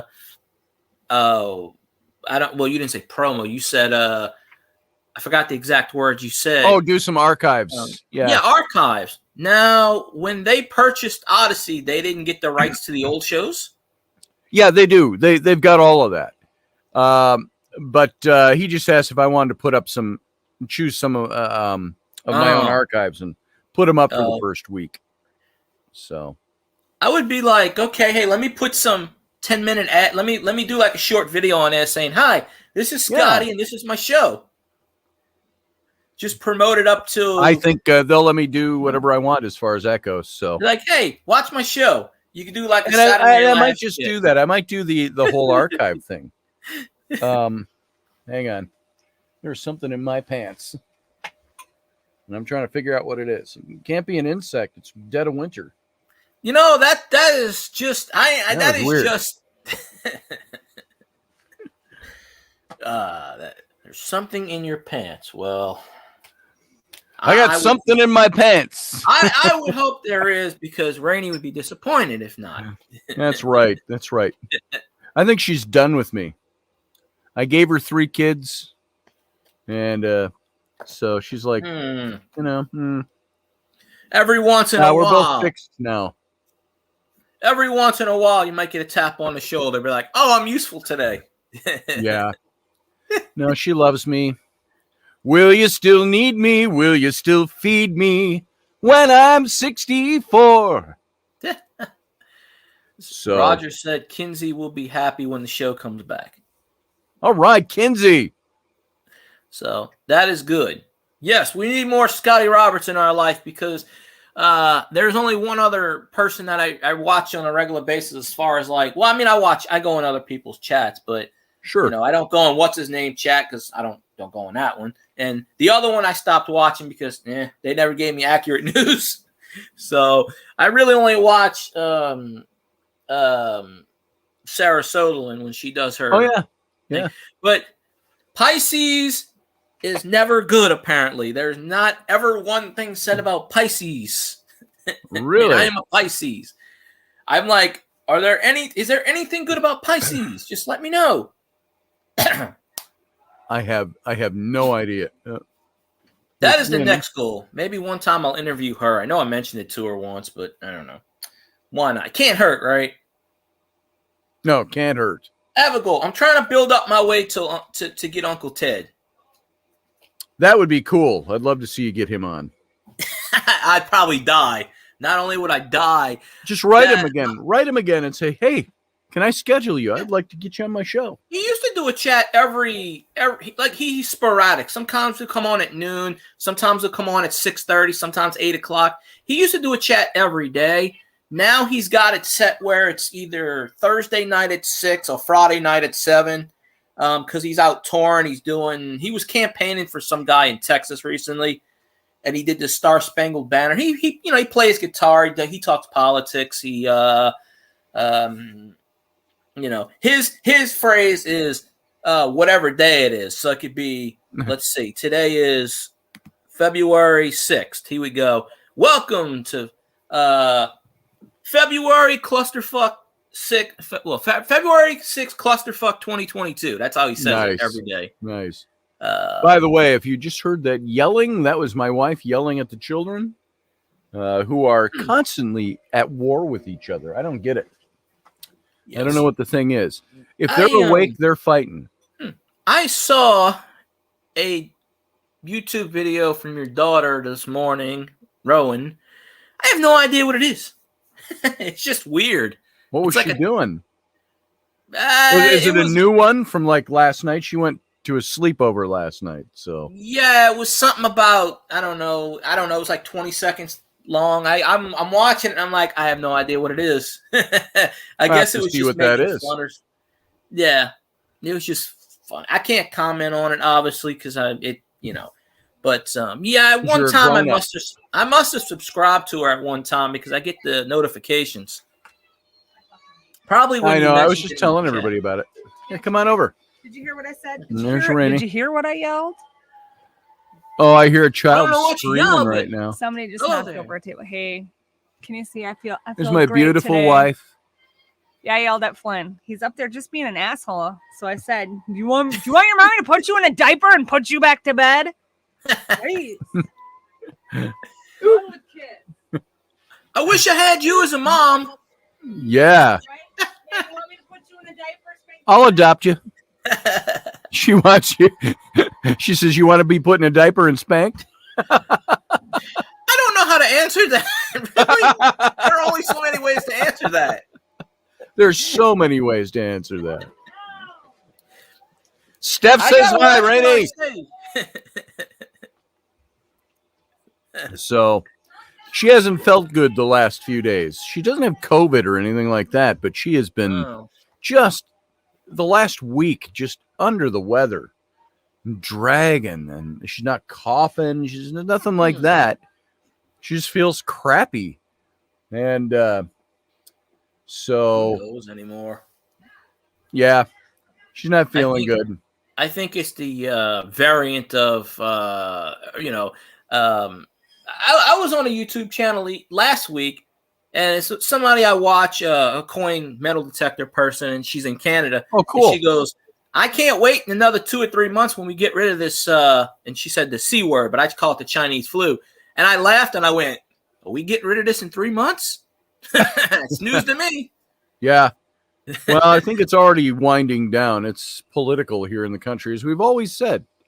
So I got won't a get into memo. that. I won't I got turn a the show into memo that. from one of the bosses at where I work at that contradicts everything about, there's nothing to it and blah, blah, blah. And I don't know why people have to, because we had to close the store for 5 days after Christmas because half the crew got the Chinese flu because no one was wearing a mask and they were sneezing. I got sick because a kid sneezed on me. And the mother was like, Nice. oh, just turn your head. And I'm like, and then he did it a second time. And I'm like, Your kid's why is this sneezing kid on me. sneezing on me? Why is it? Turn your head that way. And, so we had to close for 5 days. Then we had to close again after opening 3 days later for 5 days. And we were on a shortened schedule up until this week. So we get a memo saying, oh, we lost $1 million in sales and blah, blah, blah. And the manager goes on to say, well, I'm not heartless or anything, but, y'all should work through that. There's no reason why y'all should not do your job. I'm like, yeah. And I got to hear something about I'm not getting my bonus because y'all not working. And I'm like, I don't get a bonus anyway. What are you talking about? Yeah, really. Leslie, by the way, I have to respond to some of this. She says, Rainey, you have to send them outside and lock the door. It's a little harder when it's as cold as it is these days. But it's not bad today. I think it's like, hold on. Let me find out. Hold on. It's Hey, like Siri, 40 what's the current temperature? It's 21 degrees outside. So it's 21 degrees outside. When did Siri turn into a man? It's on my computer. I just realized I had it on my computer just the other day. I think it's 45 outside right now. I gotta change Siri's voice to something a little better. Voice is hold on, yeah, blah blah blah. Well, I call it the Chinese flu. Hold on, because YouTube. Hey Siri, how do I change your voice? Hi, I'm Siri. Choose the voice you'd like me to use. Okay, we got Australian. Hi, I'm Siri. Choose the voice you'd like me to use. There it is. That's better. A hot voice. It's only got 2 voices, and I got Australian. I got Irish. Let's hear Irish. Hi, I'm Siri. Choose the voice you'd like me to use. It didn't sound very different. No. Let's see. We got Arabic voice variety. Let's see. Well, I could tell you now, Tammy, that except for news outlets, if you mention that word too much, YouTube starts pulling down streams now because of it. If you mention it so often, but it's okay for the news outlets to say that word. But There, I've got an Australian chick. I envision her as being blonde, and if you know the blonde who was in one of the Star Trek movies, who played Dr. Carol Marcus in the more recent movie, the one where Kirk walks in, she's in her bra or something, the obligatory bra scene, and she's like, "Do you mind?" And that one, I picture her because she's Australian. Oh, you mean the new one, right? One of the new ones, yeah. Oh, okay. Because I'm thinking it can't Into be Darkness. the old one. I think it was Into Darkness. Star Trek Into Darkness. I haven't seen any of the new ones, the new movies. Oh, they're good. The Wrath of Khan, where you meet Kirk's old flame. Carol Dr. Marcus. Carol Marcus. Yeah, she plays Dr. Carol Marcus in the new movies. Oh yeah, no, I've seen the pictures of it. I've seen the scene that you're talking about because that's a scene that's on the internet, pretty good. But Leslie, that Irish didn't sound very Irish. So I've got Australian, and now I've got. Let's give her a test run here. Hey Siri, what's the current temperature? It's 21 degrees outside. There you go. And what's the YouTube loves my channel. Hey Siri, what's the 5-day weather forecast? It's not looking good between today and Friday. Down to -6 degrees and snowing. Well, that's just one day. Today it's going to be 21 degrees, 19 degrees and sunny tomorrow. But Tuesday, 39 degrees. That's like almost 40. That's like shorts and flip-flop weather up here after you've had -0. 39 on Tuesday, 36 on Wednesday, 37 on Thursday, 36 on Friday again. Oh, I'm loving the sound of that. That means is snow's going to start melting. Snow. But I have no February idea. is not the end of winter up here. So It's supposed to be the high 49. We're supposed to warm back up to about 60, 68 or 69 by the end of the week next week. Last week, not yesterday, but Monday through Friday, it was in the 40s. It was dark, cloudy, rained didn't even stop. Drizzled, rain the entire week, didn't stop. 40-mile-an-hour winds. And I had to go to work in this, and still, we sold a lot of stuff. People out there with no umbrella, and I'm like, are you mentally insane? It is monsooning outside. No umbrella. And I'm like, I remember one day we didn't have a customer for like 6 hours. Wow. Those are kind of fun days when you're in retail, unless you're on a commission, because you be in the shop and you're like, hey. Oh, I don't do commission. No. We had tornado warnings. We were at one of the big malls way back when I was in school. One of the big malls, and I worked in a men's clothing store. And I remember we had tornado warnings. They took the whole mall and shut it down, and everybody had to go downstairs, all the employees of the shops and everything. And I just remember we're standing there, one of the other guys I worked with, tall, good-looking guy in a suit and tie, and he said to these are back before the days of sexual harassment. Harassment. I just had to do a module on sexual harassment, and it took an hour and a half. It was broken into 16 parts. He said to the cashier, he said, so since we're all going to die, he says, you want to have sex right now? And yeah, you she get fired for that and giggled suit. and, but that's apparently why we have sexual harassment laws now. Guys like him. Well, yeah. They both enjoyed it and had fun joking about it. That's all it was. Well, I found out there are 5 types of sexual harassment, which I did not know. I didn't either. Physical, verbal, contact. I can't remember the other 2. It's certain situations. Political has to be one of them.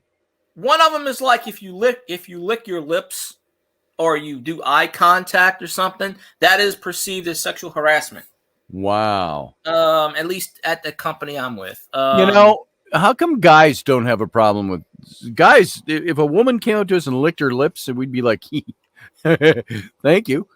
I'm going to file a lawsuit against the company. I don't know. God wired us different, apparently. And I will say, it can be a problem. I understand that. I watch shows like when I watched Mad Men, the ad agencies in the 60s. Man, that show was awful. Hey, sweetheart, you want to grab us some coffee while you shake that booty in the room? And to the secretary, Yeah, she's a great little girl, that one. Especially when she wears low-cut sweaters while she's getting me my coffee. Right, honey? I don't have that problem. I don't have that problem where I work at, Manny. There's one other guy. Well, he's 16. He's not a guy. But basically, I'm the only guy. There's like 10. 4 of them are in high school. They're like 16, so that's out the picture right there, obviously. But there's only – and then my manager, she's 19. The other one's 20, and the other one's 21. Yeah. And they all got boyfriends, so I ain't got to worry about any of that stuff. Yeah. But a lot of the female customers come try to flirt with me while I'm working. Apparently, I don't pick up on these things. Yeah. There's actually a shoe called Scott. There's a shoe called.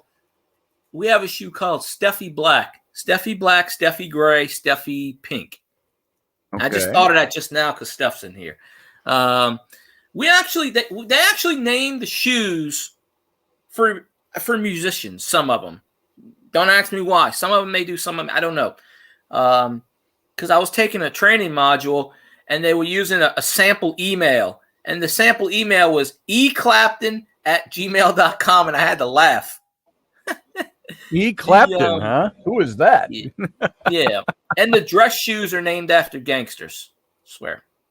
Because Wow. they have a shoe called, well, not all of them, but they have one called Barrow Black.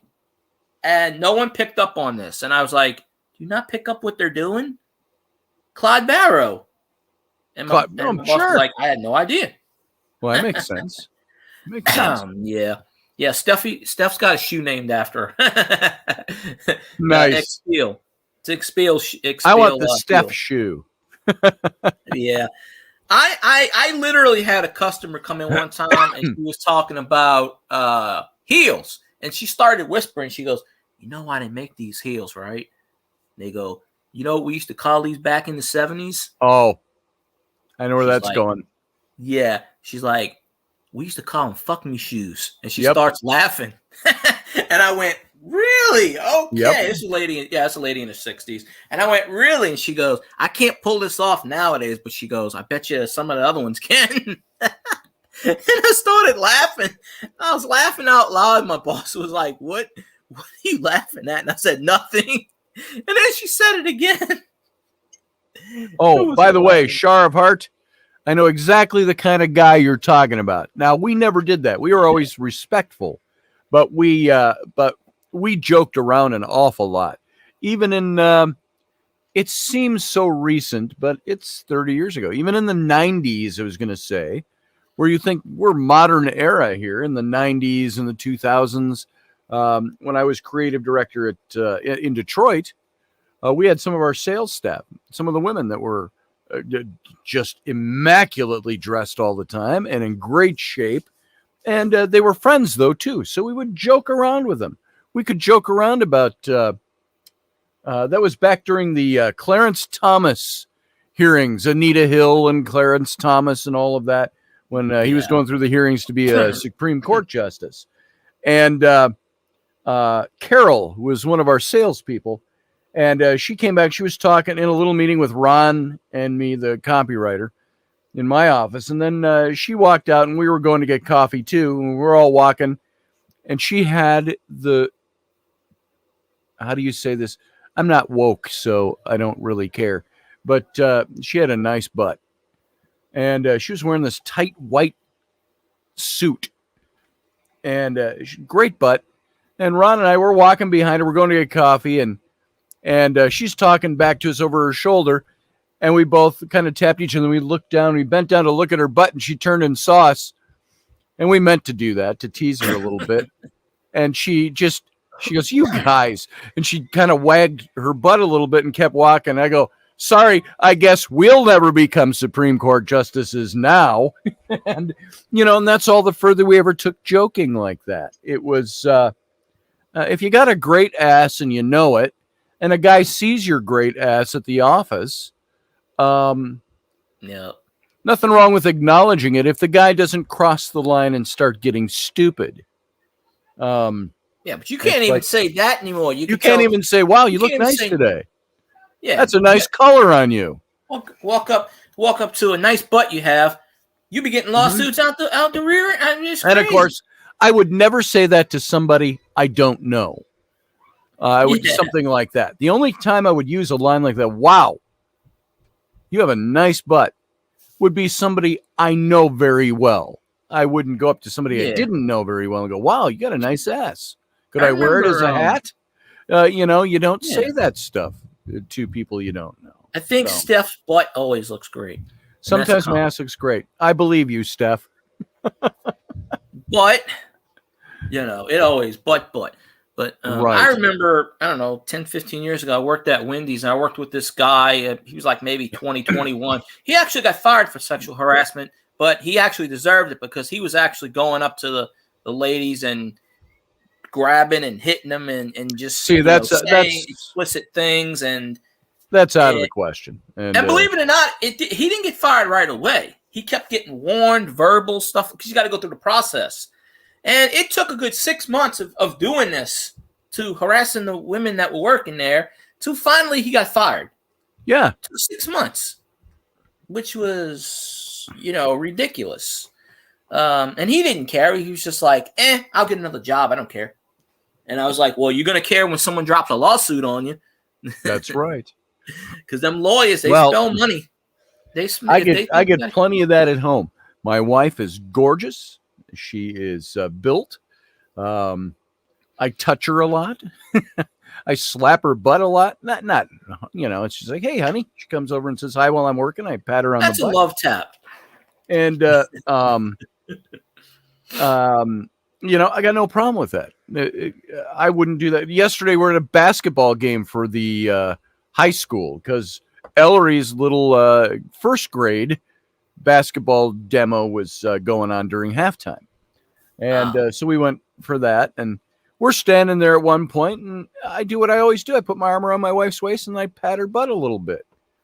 And it's like, sometimes I do that so people just don't think I'm her grandpa. I got that the other day. I was out with my kids, and somebody said to me, the young girl behind the counter said something about, your grandkids are going to love that.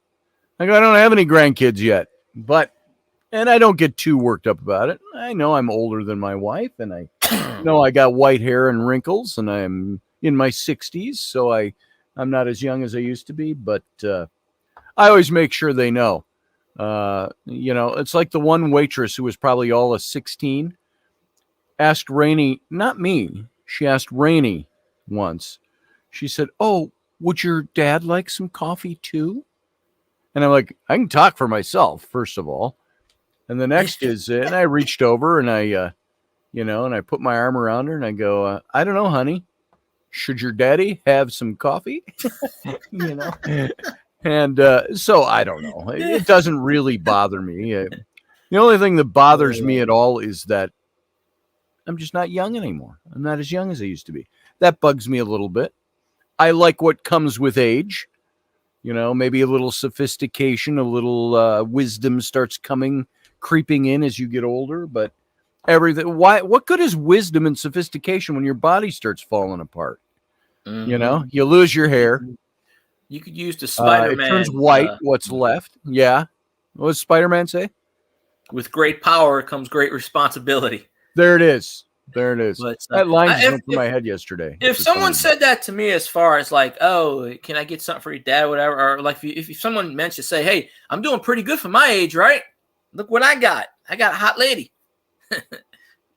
And you did it without having the flashy cars and the $1 million bank account. So you must have did something right. Right. You did something right. Well, I can't get okay. any. I don't mind public displays of affection, PDAs we used to call them. As I see, they're talking about it over there. Yeah. I don't have any problem with that. If I love my wife and I'm out in public, I don't care. I can touch my wife. And I don't feel her up, quote unquote, as the term was, in public. But man, I got no problem touching. I got no problem with a kiss. I won't make out in public. I think that's gross. Yeah, but I'll kiss my wife. I'll nuzzle my wife in public. I like that spot right there. I always get her right here between the ear and the neck, and I always stick my nose in there. And I remember. I remember years ago I worked at Wally World. Of course, I hope y'all realize what Wally World is. But I've seen some weird stuff. I remember one time I was working, and I saw a guy and a woman. And I don't know if it was a dominatrix thing or what. And they were all dressed in leather with the leather thing with the whip and this and that. And he's walking her on all fours like a dog, going down, walking around the aisles, barking. I'm like, can I help you with something? She's like, barking. I can't do female voice, but. And I looked at him and I went, so I just made the comment. Okay, make sure when you go to the bathroom that it's actually clean because someone's got to clean that up because that's where they were heading. So I'm thinking, but I remember this to this day. They were all dressed in black leather with the hat, and she's on a leash.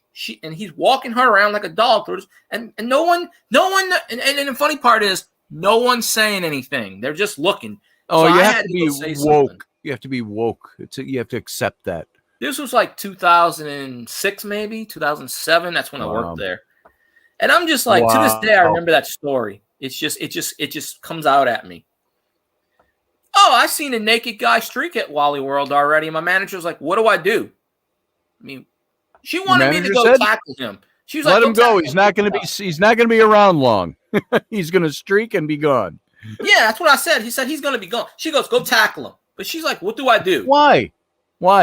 So a guy streaked. Now, if the guy's going to gallivant around naked, I would probably approach him and saying, dude, you got to put on some clothes. I'd probably walk over with He a was coat or drunk. something. You got to put He was this on. loaded.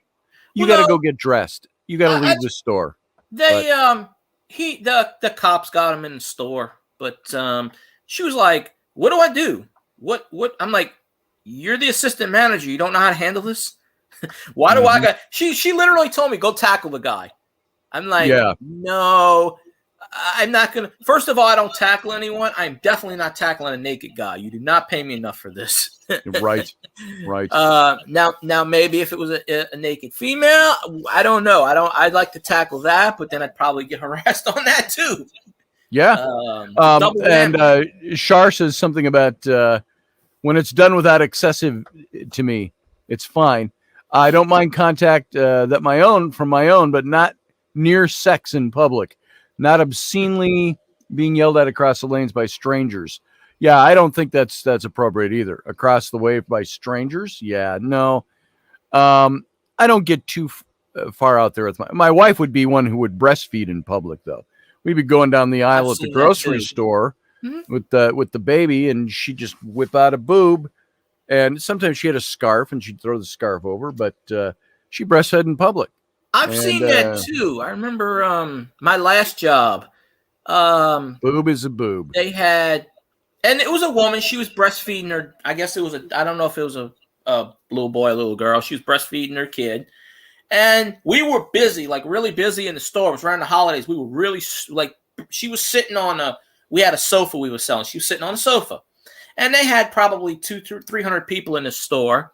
And I had a customer come up to me and complain and say, that's offensive. She can't do.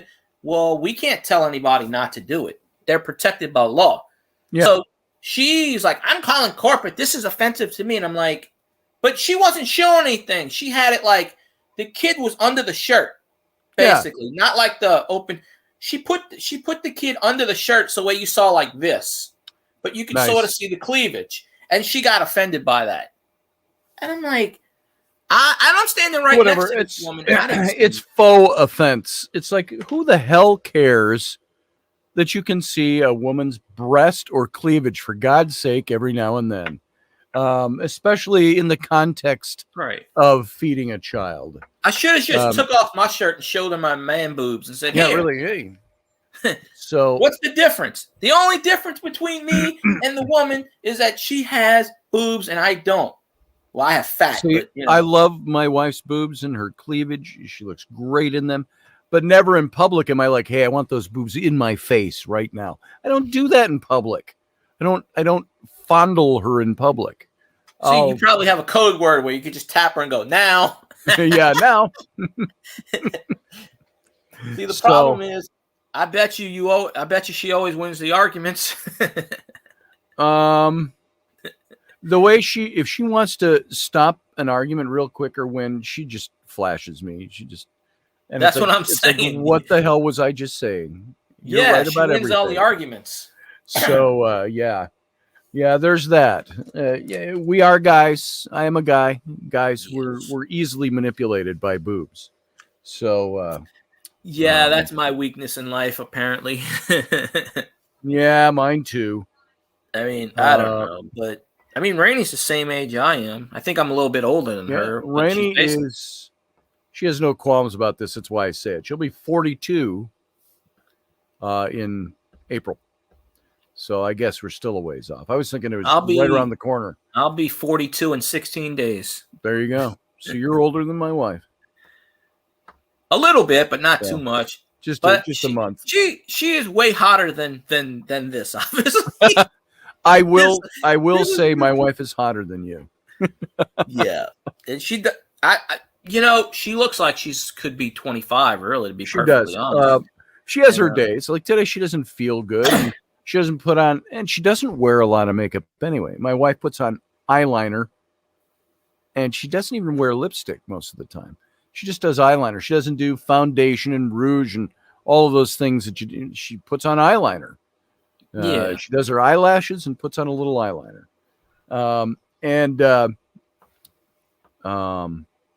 Oh, I got somebody calling me. Hold on. I don't want to miss this person, so I'm just going Put to it let on them mute. know. Here, hold on a second. Okay. Hey, I'm on live radio right now over on Field Guy's YouTube. So if you want to go over there, but I thought I'd say hi. You know what, though? I've gotten rid of my YouTube a little bit. Oh. Could. It's KT Emma, for those of you who know her from the chat room days. So Right, I'm. I got rid of my Facebook page. I'm going to reevaluate my friendships on it. I get that. So I wanted to reach out on here and say. Right. Well, I can turn you to the camera and you can say hi to everybody. I'll go live. I don't care. There she is. KT Emma. Greetings. So what's showing on my oh, okay. It's showing you're seeing another part of the studio. Now, what's on top there? There she is. She's the important part. On the bottom. There you go. So why don't you and I talk a little bit later? And I'm going to finish up this interview with Field Guy. Trying to get technically savvy with all this stuff. He's Field Guy. You're at Field Guy 316. 316. Yeah. Go find Field Guy, and we'll be on for a little bit more. Not too much longer. I won't keep him that much longer. I know he's got stuff to do. There you go. So I'll talk to you in a little bit. What's the YouTube page? Field Guy 316. This is YouTube page. Yep.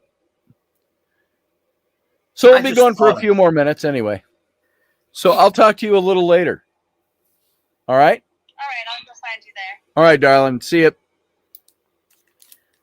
Oh, see, now even by calling her darling, the woke community, that's harassment to some people. No. At least I didn't go give me some coffee, sweetheart. So, anyway. I don't have anybody to do that with. So yeah, Rainey is I just heard her up there. She was yelling earlier at the kids because they're all up there laughing. She has this belly laugh that is just infectious. I love my wife's laugh. I love the way she looks, obviously. The superficials. But they're not so superficial. We like to label physical appearance as superficial. I'm fatter now than I've ever been in my life. That bothers me because I think my wife, it's not superficial, but wouldn't she like to have a guy that she walks around with that's good looking and in great shape? I can only do so much with what I got anymore. I'm 61 years old. So you work with what you got.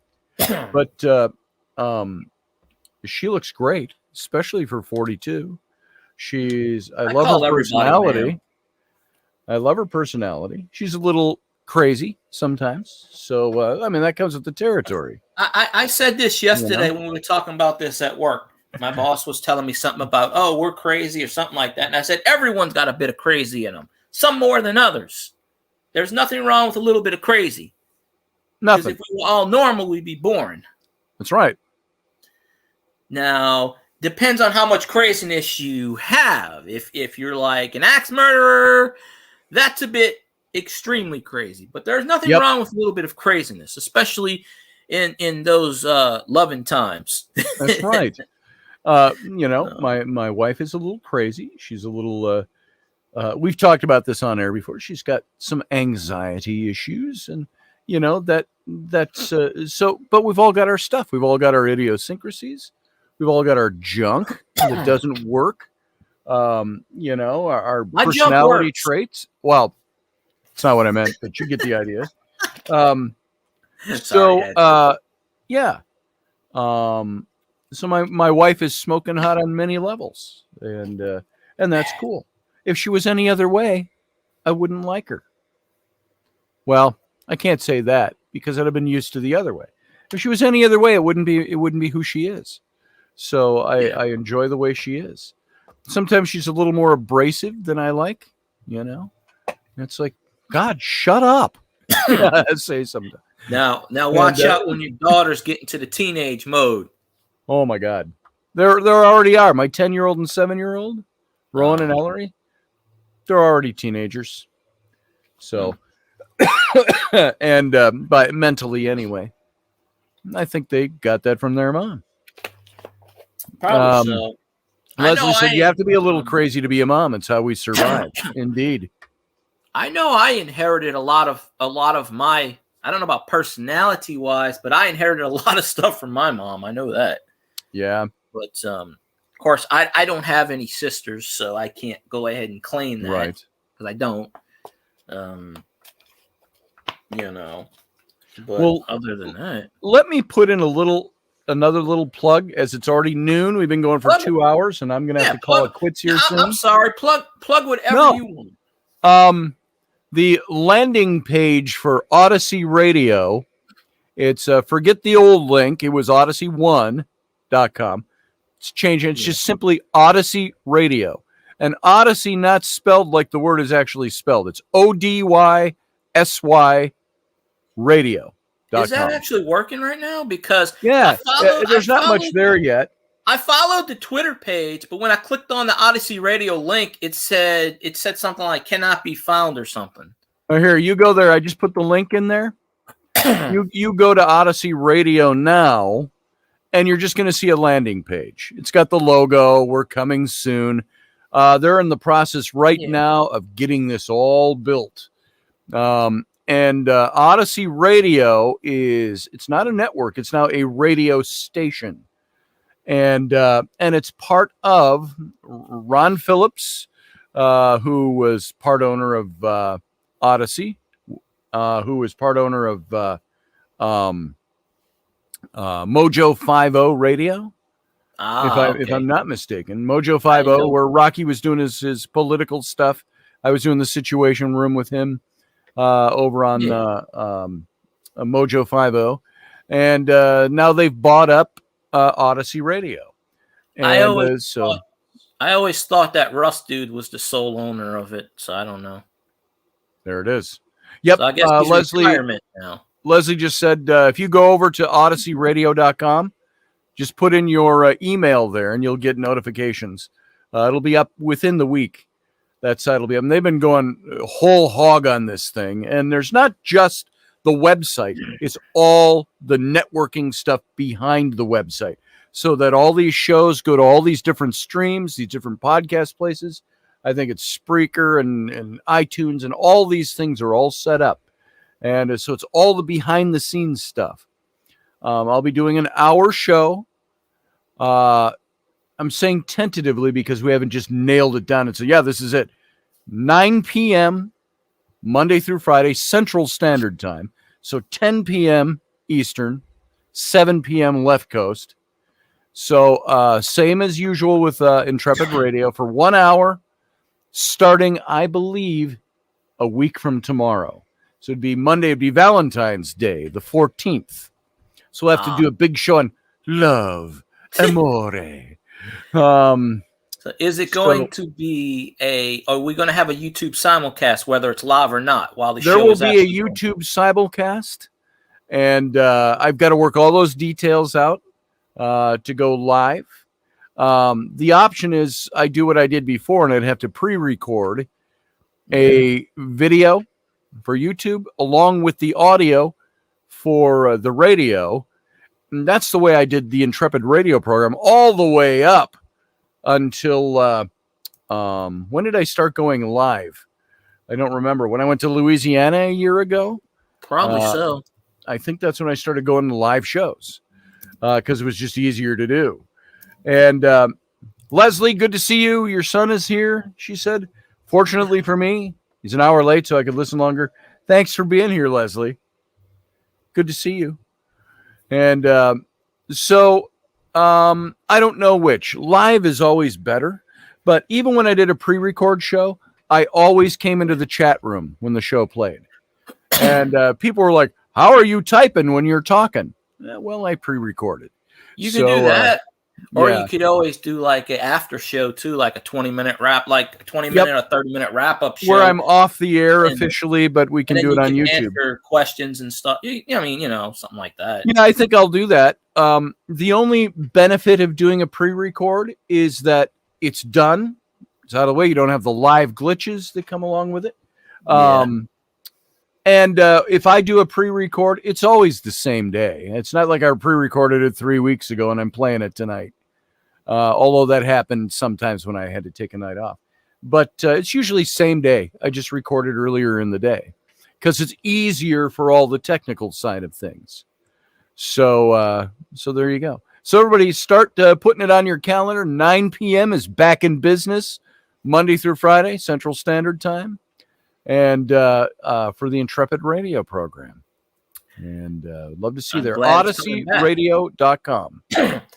There has been a big hole as far as 9 o'clock. Because sometimes I still check 9 o'clock and I'm like, Scotty, coming on our house? No, not right now. Well, thanks. There is a big hole. Now, some of the topics you do, obviously, I'm ignorant to. I have no idea. So I learned stuff. Right. And other times we're just in the chat goofing off.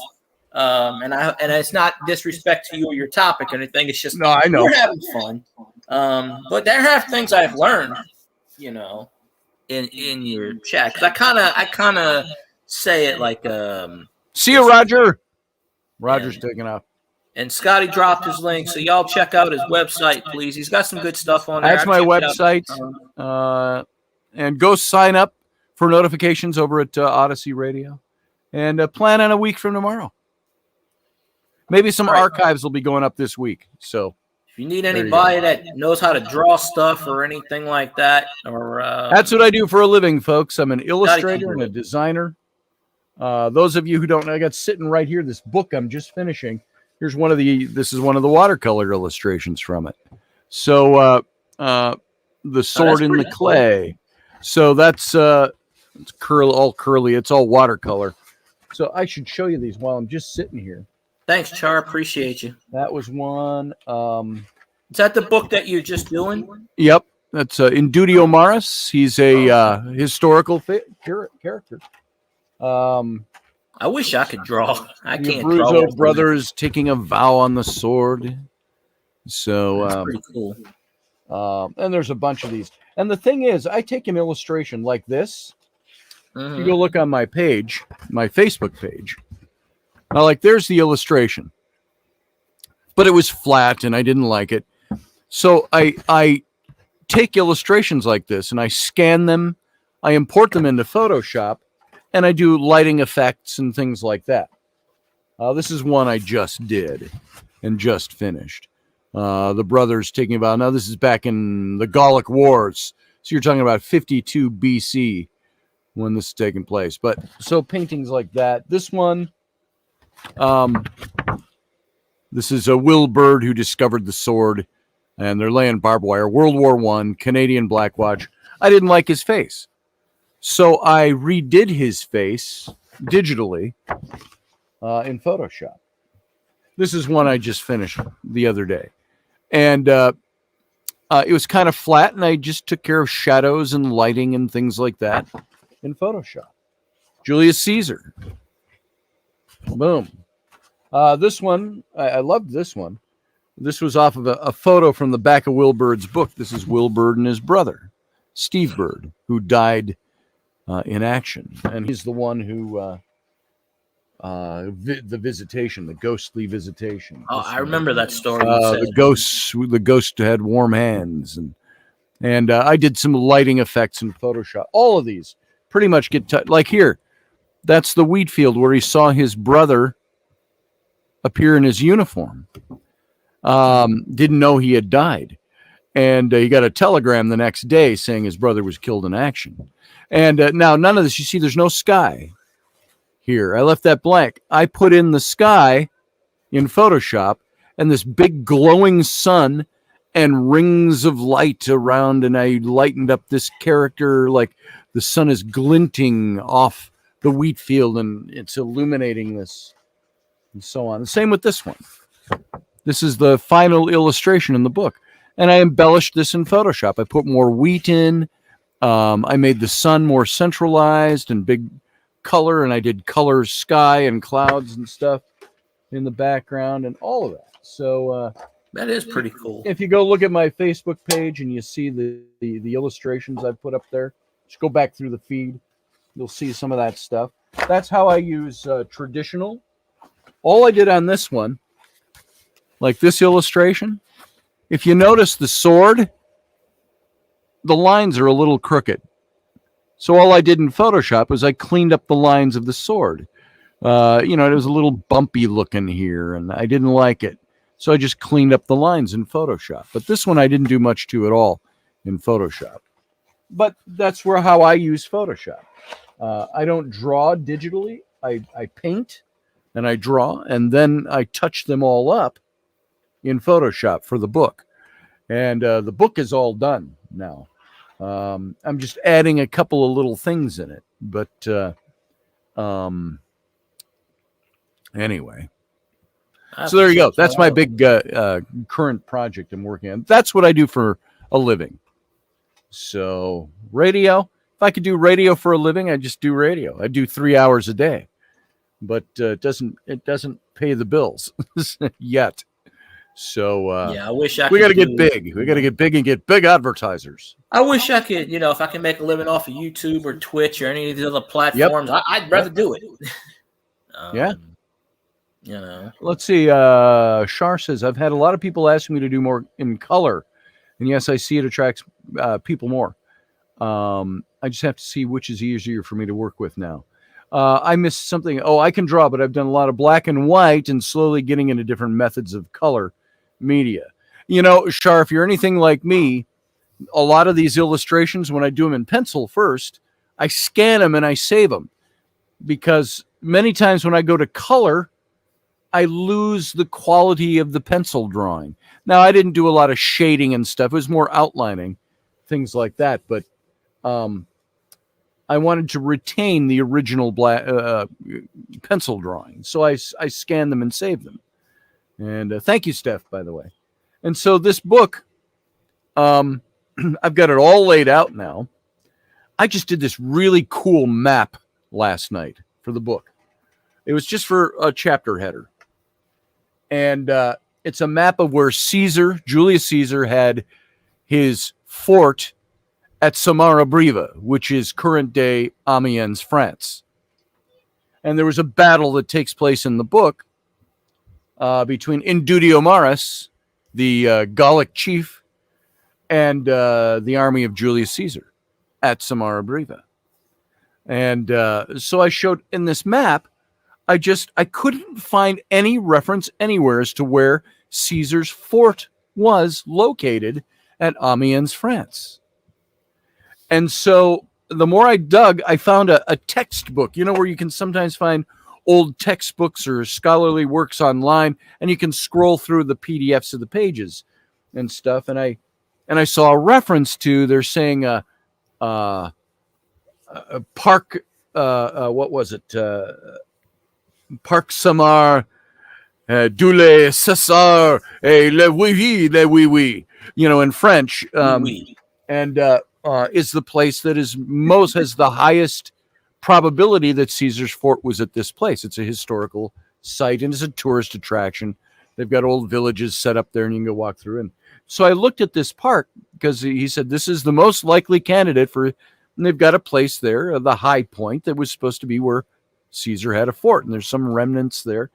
And so I took that map I went to Google Earth and I went 3D and tilted the map. So you're coming in 3D over everything. And I took a picture of that, and it's got the Somme River going through there. And Samara-Briva is the old name of Amiens. Samara-Briva just basically means the town with the river bridge over the Somme. And so Samara-Briva.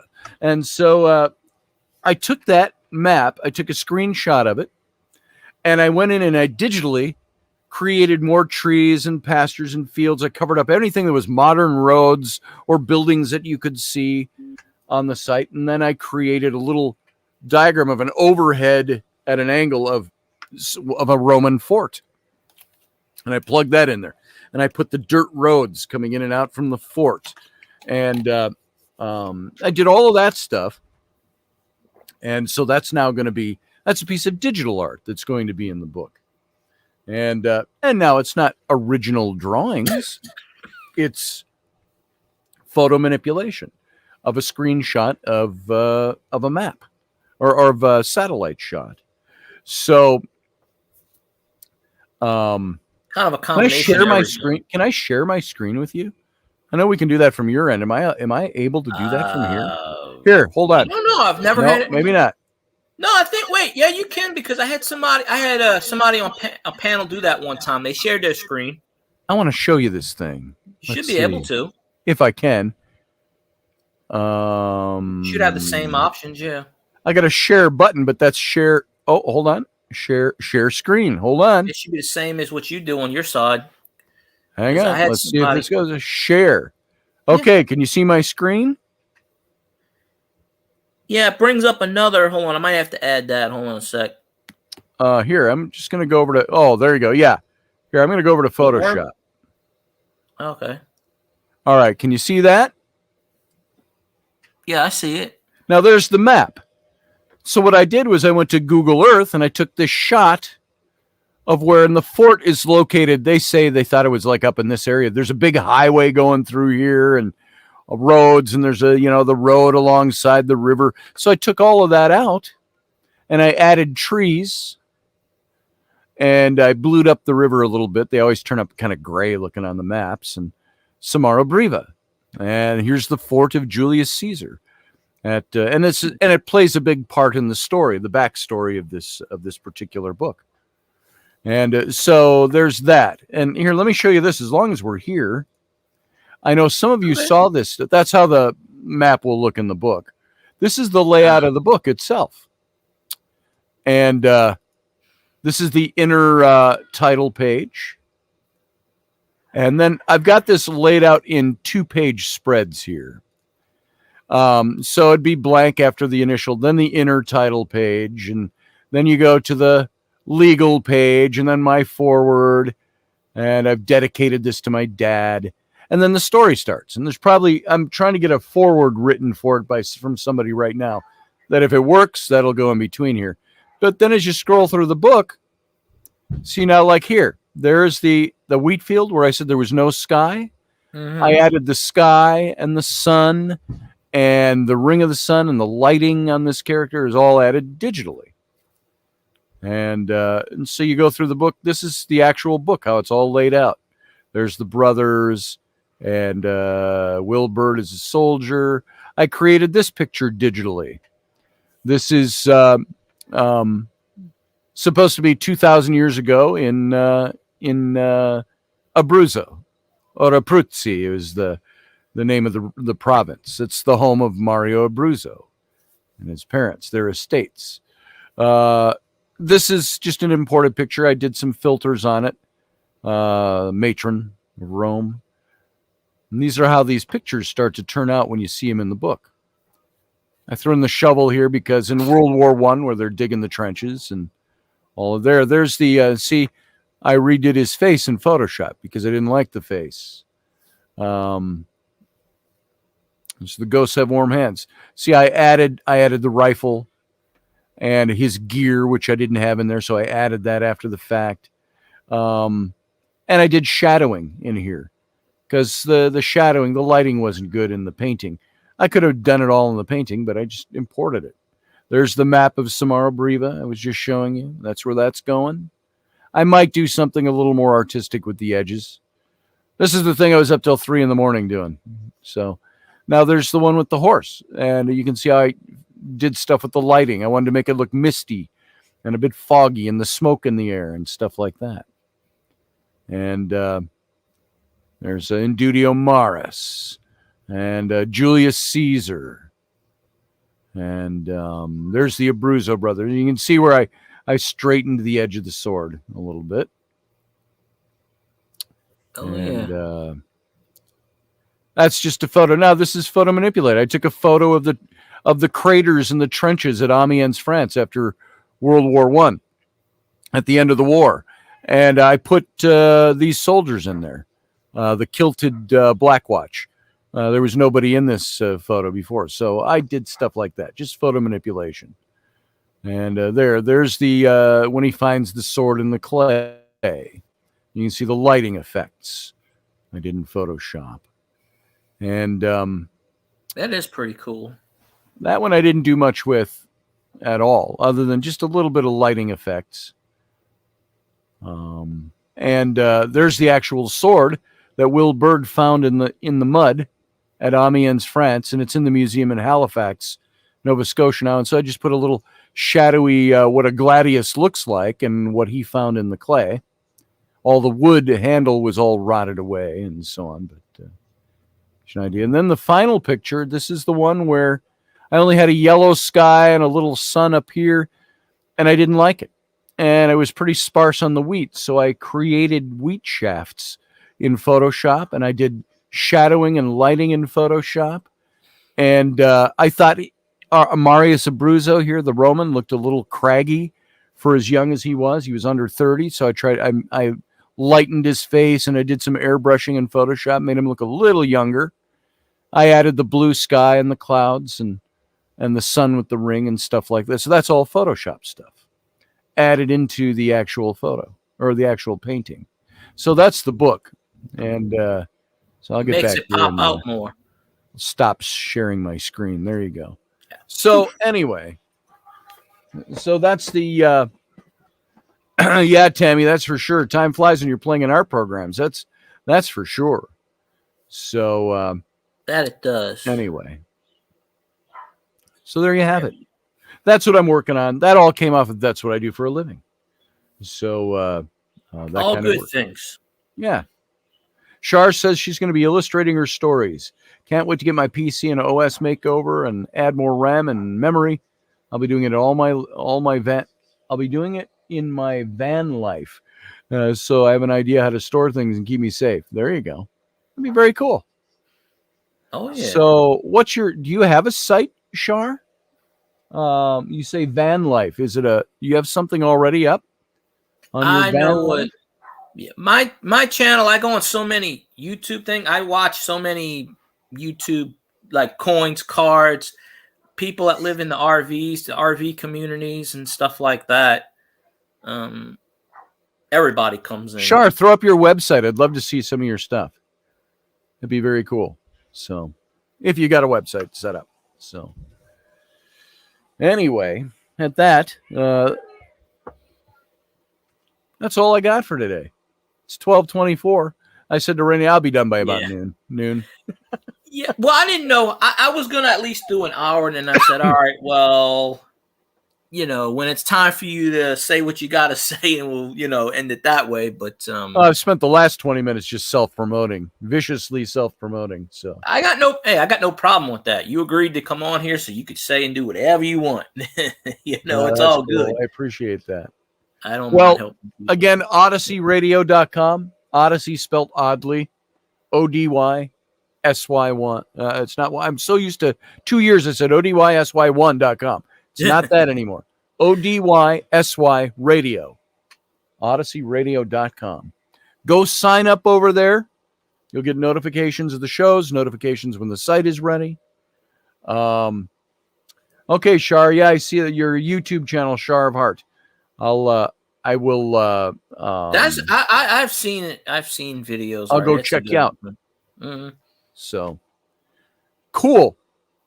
Well, that's all I got today, Fieldy. I appreciate you, Mr. Roberts, coming on and spending a couple hours of your precious time with me. Thanks. All our time is precious. I hope to do it again in the future. Time is an irreplaceable commodity. The fleeting moments of time, the irreplaceable moments of time. One day when I take over YouTube and become famous, I'll track it down to this moment. There you go. If I ever become famous, I'll let you know. Sure, you're more famous than me. You're the one on the History Channel. Oh, boy.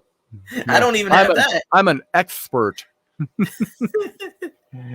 I'm so expert, they had to tell me what it was we were talking about. It's like, wait a minute. You're paying me to talk about what you want. Okay. That's right. Why not? So that's crazy. So I've never been good at animation, Tammy, but that's because I've never done it. I've just never really got into it. So anyway, but yeah, I'll let you go. I know you got things to do. Busy day on a Sunday. Sunday afternoon. Yeah. So but like I said, I all right. do appreciate Well, you, thanks sir. for having me on. Thanks for No It problem. was just fun, just chatting away. Typical So, Sunday show. But yeah, y'all go check out all Scotty's good stuff. YouTube channel, ScottIslandRoberts.com, OD1SYRadio.com, and whatever else I forgot. I think I got it all. I'm sorry, LOL. I know only Beard of Knowledge. I don't know what that is. Oh, thank you, Tim. Ran so far away. He's in the UK. Okay. All right. So, yeah. Beard He's a of coin knowledge. guy. Whiskers he's of cool. knowledge. He's cool. Very cool. Yes. I'd love to do that. I would love to get a metal detector and go do some of that. I have a metal detector. I just can't go anywhere. You have to knock on people's doors, get permission. No one wants to. Yeah. I dug up my backyard, but that ain't. Well, everything's much. different now, you know. Garage sales, everything cost $0.25 40 years ago. Now it's like you go to a garage sale, you can spend $500 on something. Well, I found that thing and it's worth $500. Well, I'm not going to buy it at a garage sale for $500. Exactly. From Pawn Shop and the stuff like that on History Channel. Hell yeah, Ran so far away. I would love to do that kind of thing. Wasn't there a show with a couple of guys that were metal detect? That was the whole theme of their show, was historical metal detecting. Yeah, And they were a little nutty. show. They were like, "Oh, look what I found!" Oh, and they would go to World War or Civil War battlefields and stuff like that, and other places. This is pretty cool stuff. Appreciate you, Shar. So very cool. Thanks, Matt Finn, Master Finn. We'll definitely be looking out for that relaunch, or not relaunch, I don't know what you want to call it. It's a relaunch. Just a relaunch. Okay. It'll still be Intrepid Radio. I was trying to think of clever paranormal names. We'll probably do more paranormal content now than I did before. But they said, no, just do what you've always done. Paranormal, historical, weird history, conspiracies. I won't do much politics. I get tired of politics. People start labeling you in one way or the other. And that is why I'm not I going to listen stopped to you watching. anymore because you voted for Trump or whatever. That's why Like, I stopped watching Rocky, not because of. It's just I got tired of politics. They stopped doing politics. They don't do why. That's why they're doing their paranormal show now. They got tired, used up with politics. It's like, I'm so done doing politics, and you'll age yourself gracefully. Not so gracefully with that. Ain't that the truth? All right, you have a good day. I'm going to take off. All right. Thanks for having me. Thanks everybody who watched. I appreciate it. Be sure to check out OdysseyRadio.com and go sign up for notifications from them. All that good stuff. That's all I got. And we'll see you next Monday live. Appreciate you popping on. All right. Thanks, brother. No problem. See you. I'll see you later. All righty. So there we go. I give my thanks to Mr. Scotty Roberts of Intrepid Radio. I could probably stream another 20, 30 minutes if I want to, but I'm hungry. I'm going to go get something to eat. I'll probably stream tonight if anybody wants to hop on. Just kill some time, But, yeah, please go check out Scotty's website, ScottIslandRoberts.com, and all his good stuff, Yes, we finally accomplished it. Now we have to take over the world. Now we're going after Sarah Sutherland, and eventually we're getting Ted Nugent. I don't know how that's going to happen, but that is a goal in life, to interview the Motor City Madman. So one interview at a time, folks. That is how we take down the YouTube and reform it and make it do stuff. So I appreciate, of course, Scotty giving his time, and I appreciate everybody being on here. And like I said, I'll probably do another stream tonight, maybe. I don't know. Depends. We'll see. So, but I don't know. Then all that good stuff. So I appreciate y'all popping on. Thank you very much for taking the time out of your days to watch this, because it ain't really anything special. So y'all have a good one, and I'll see you on the next one. I'm rooting for myself too, Steph.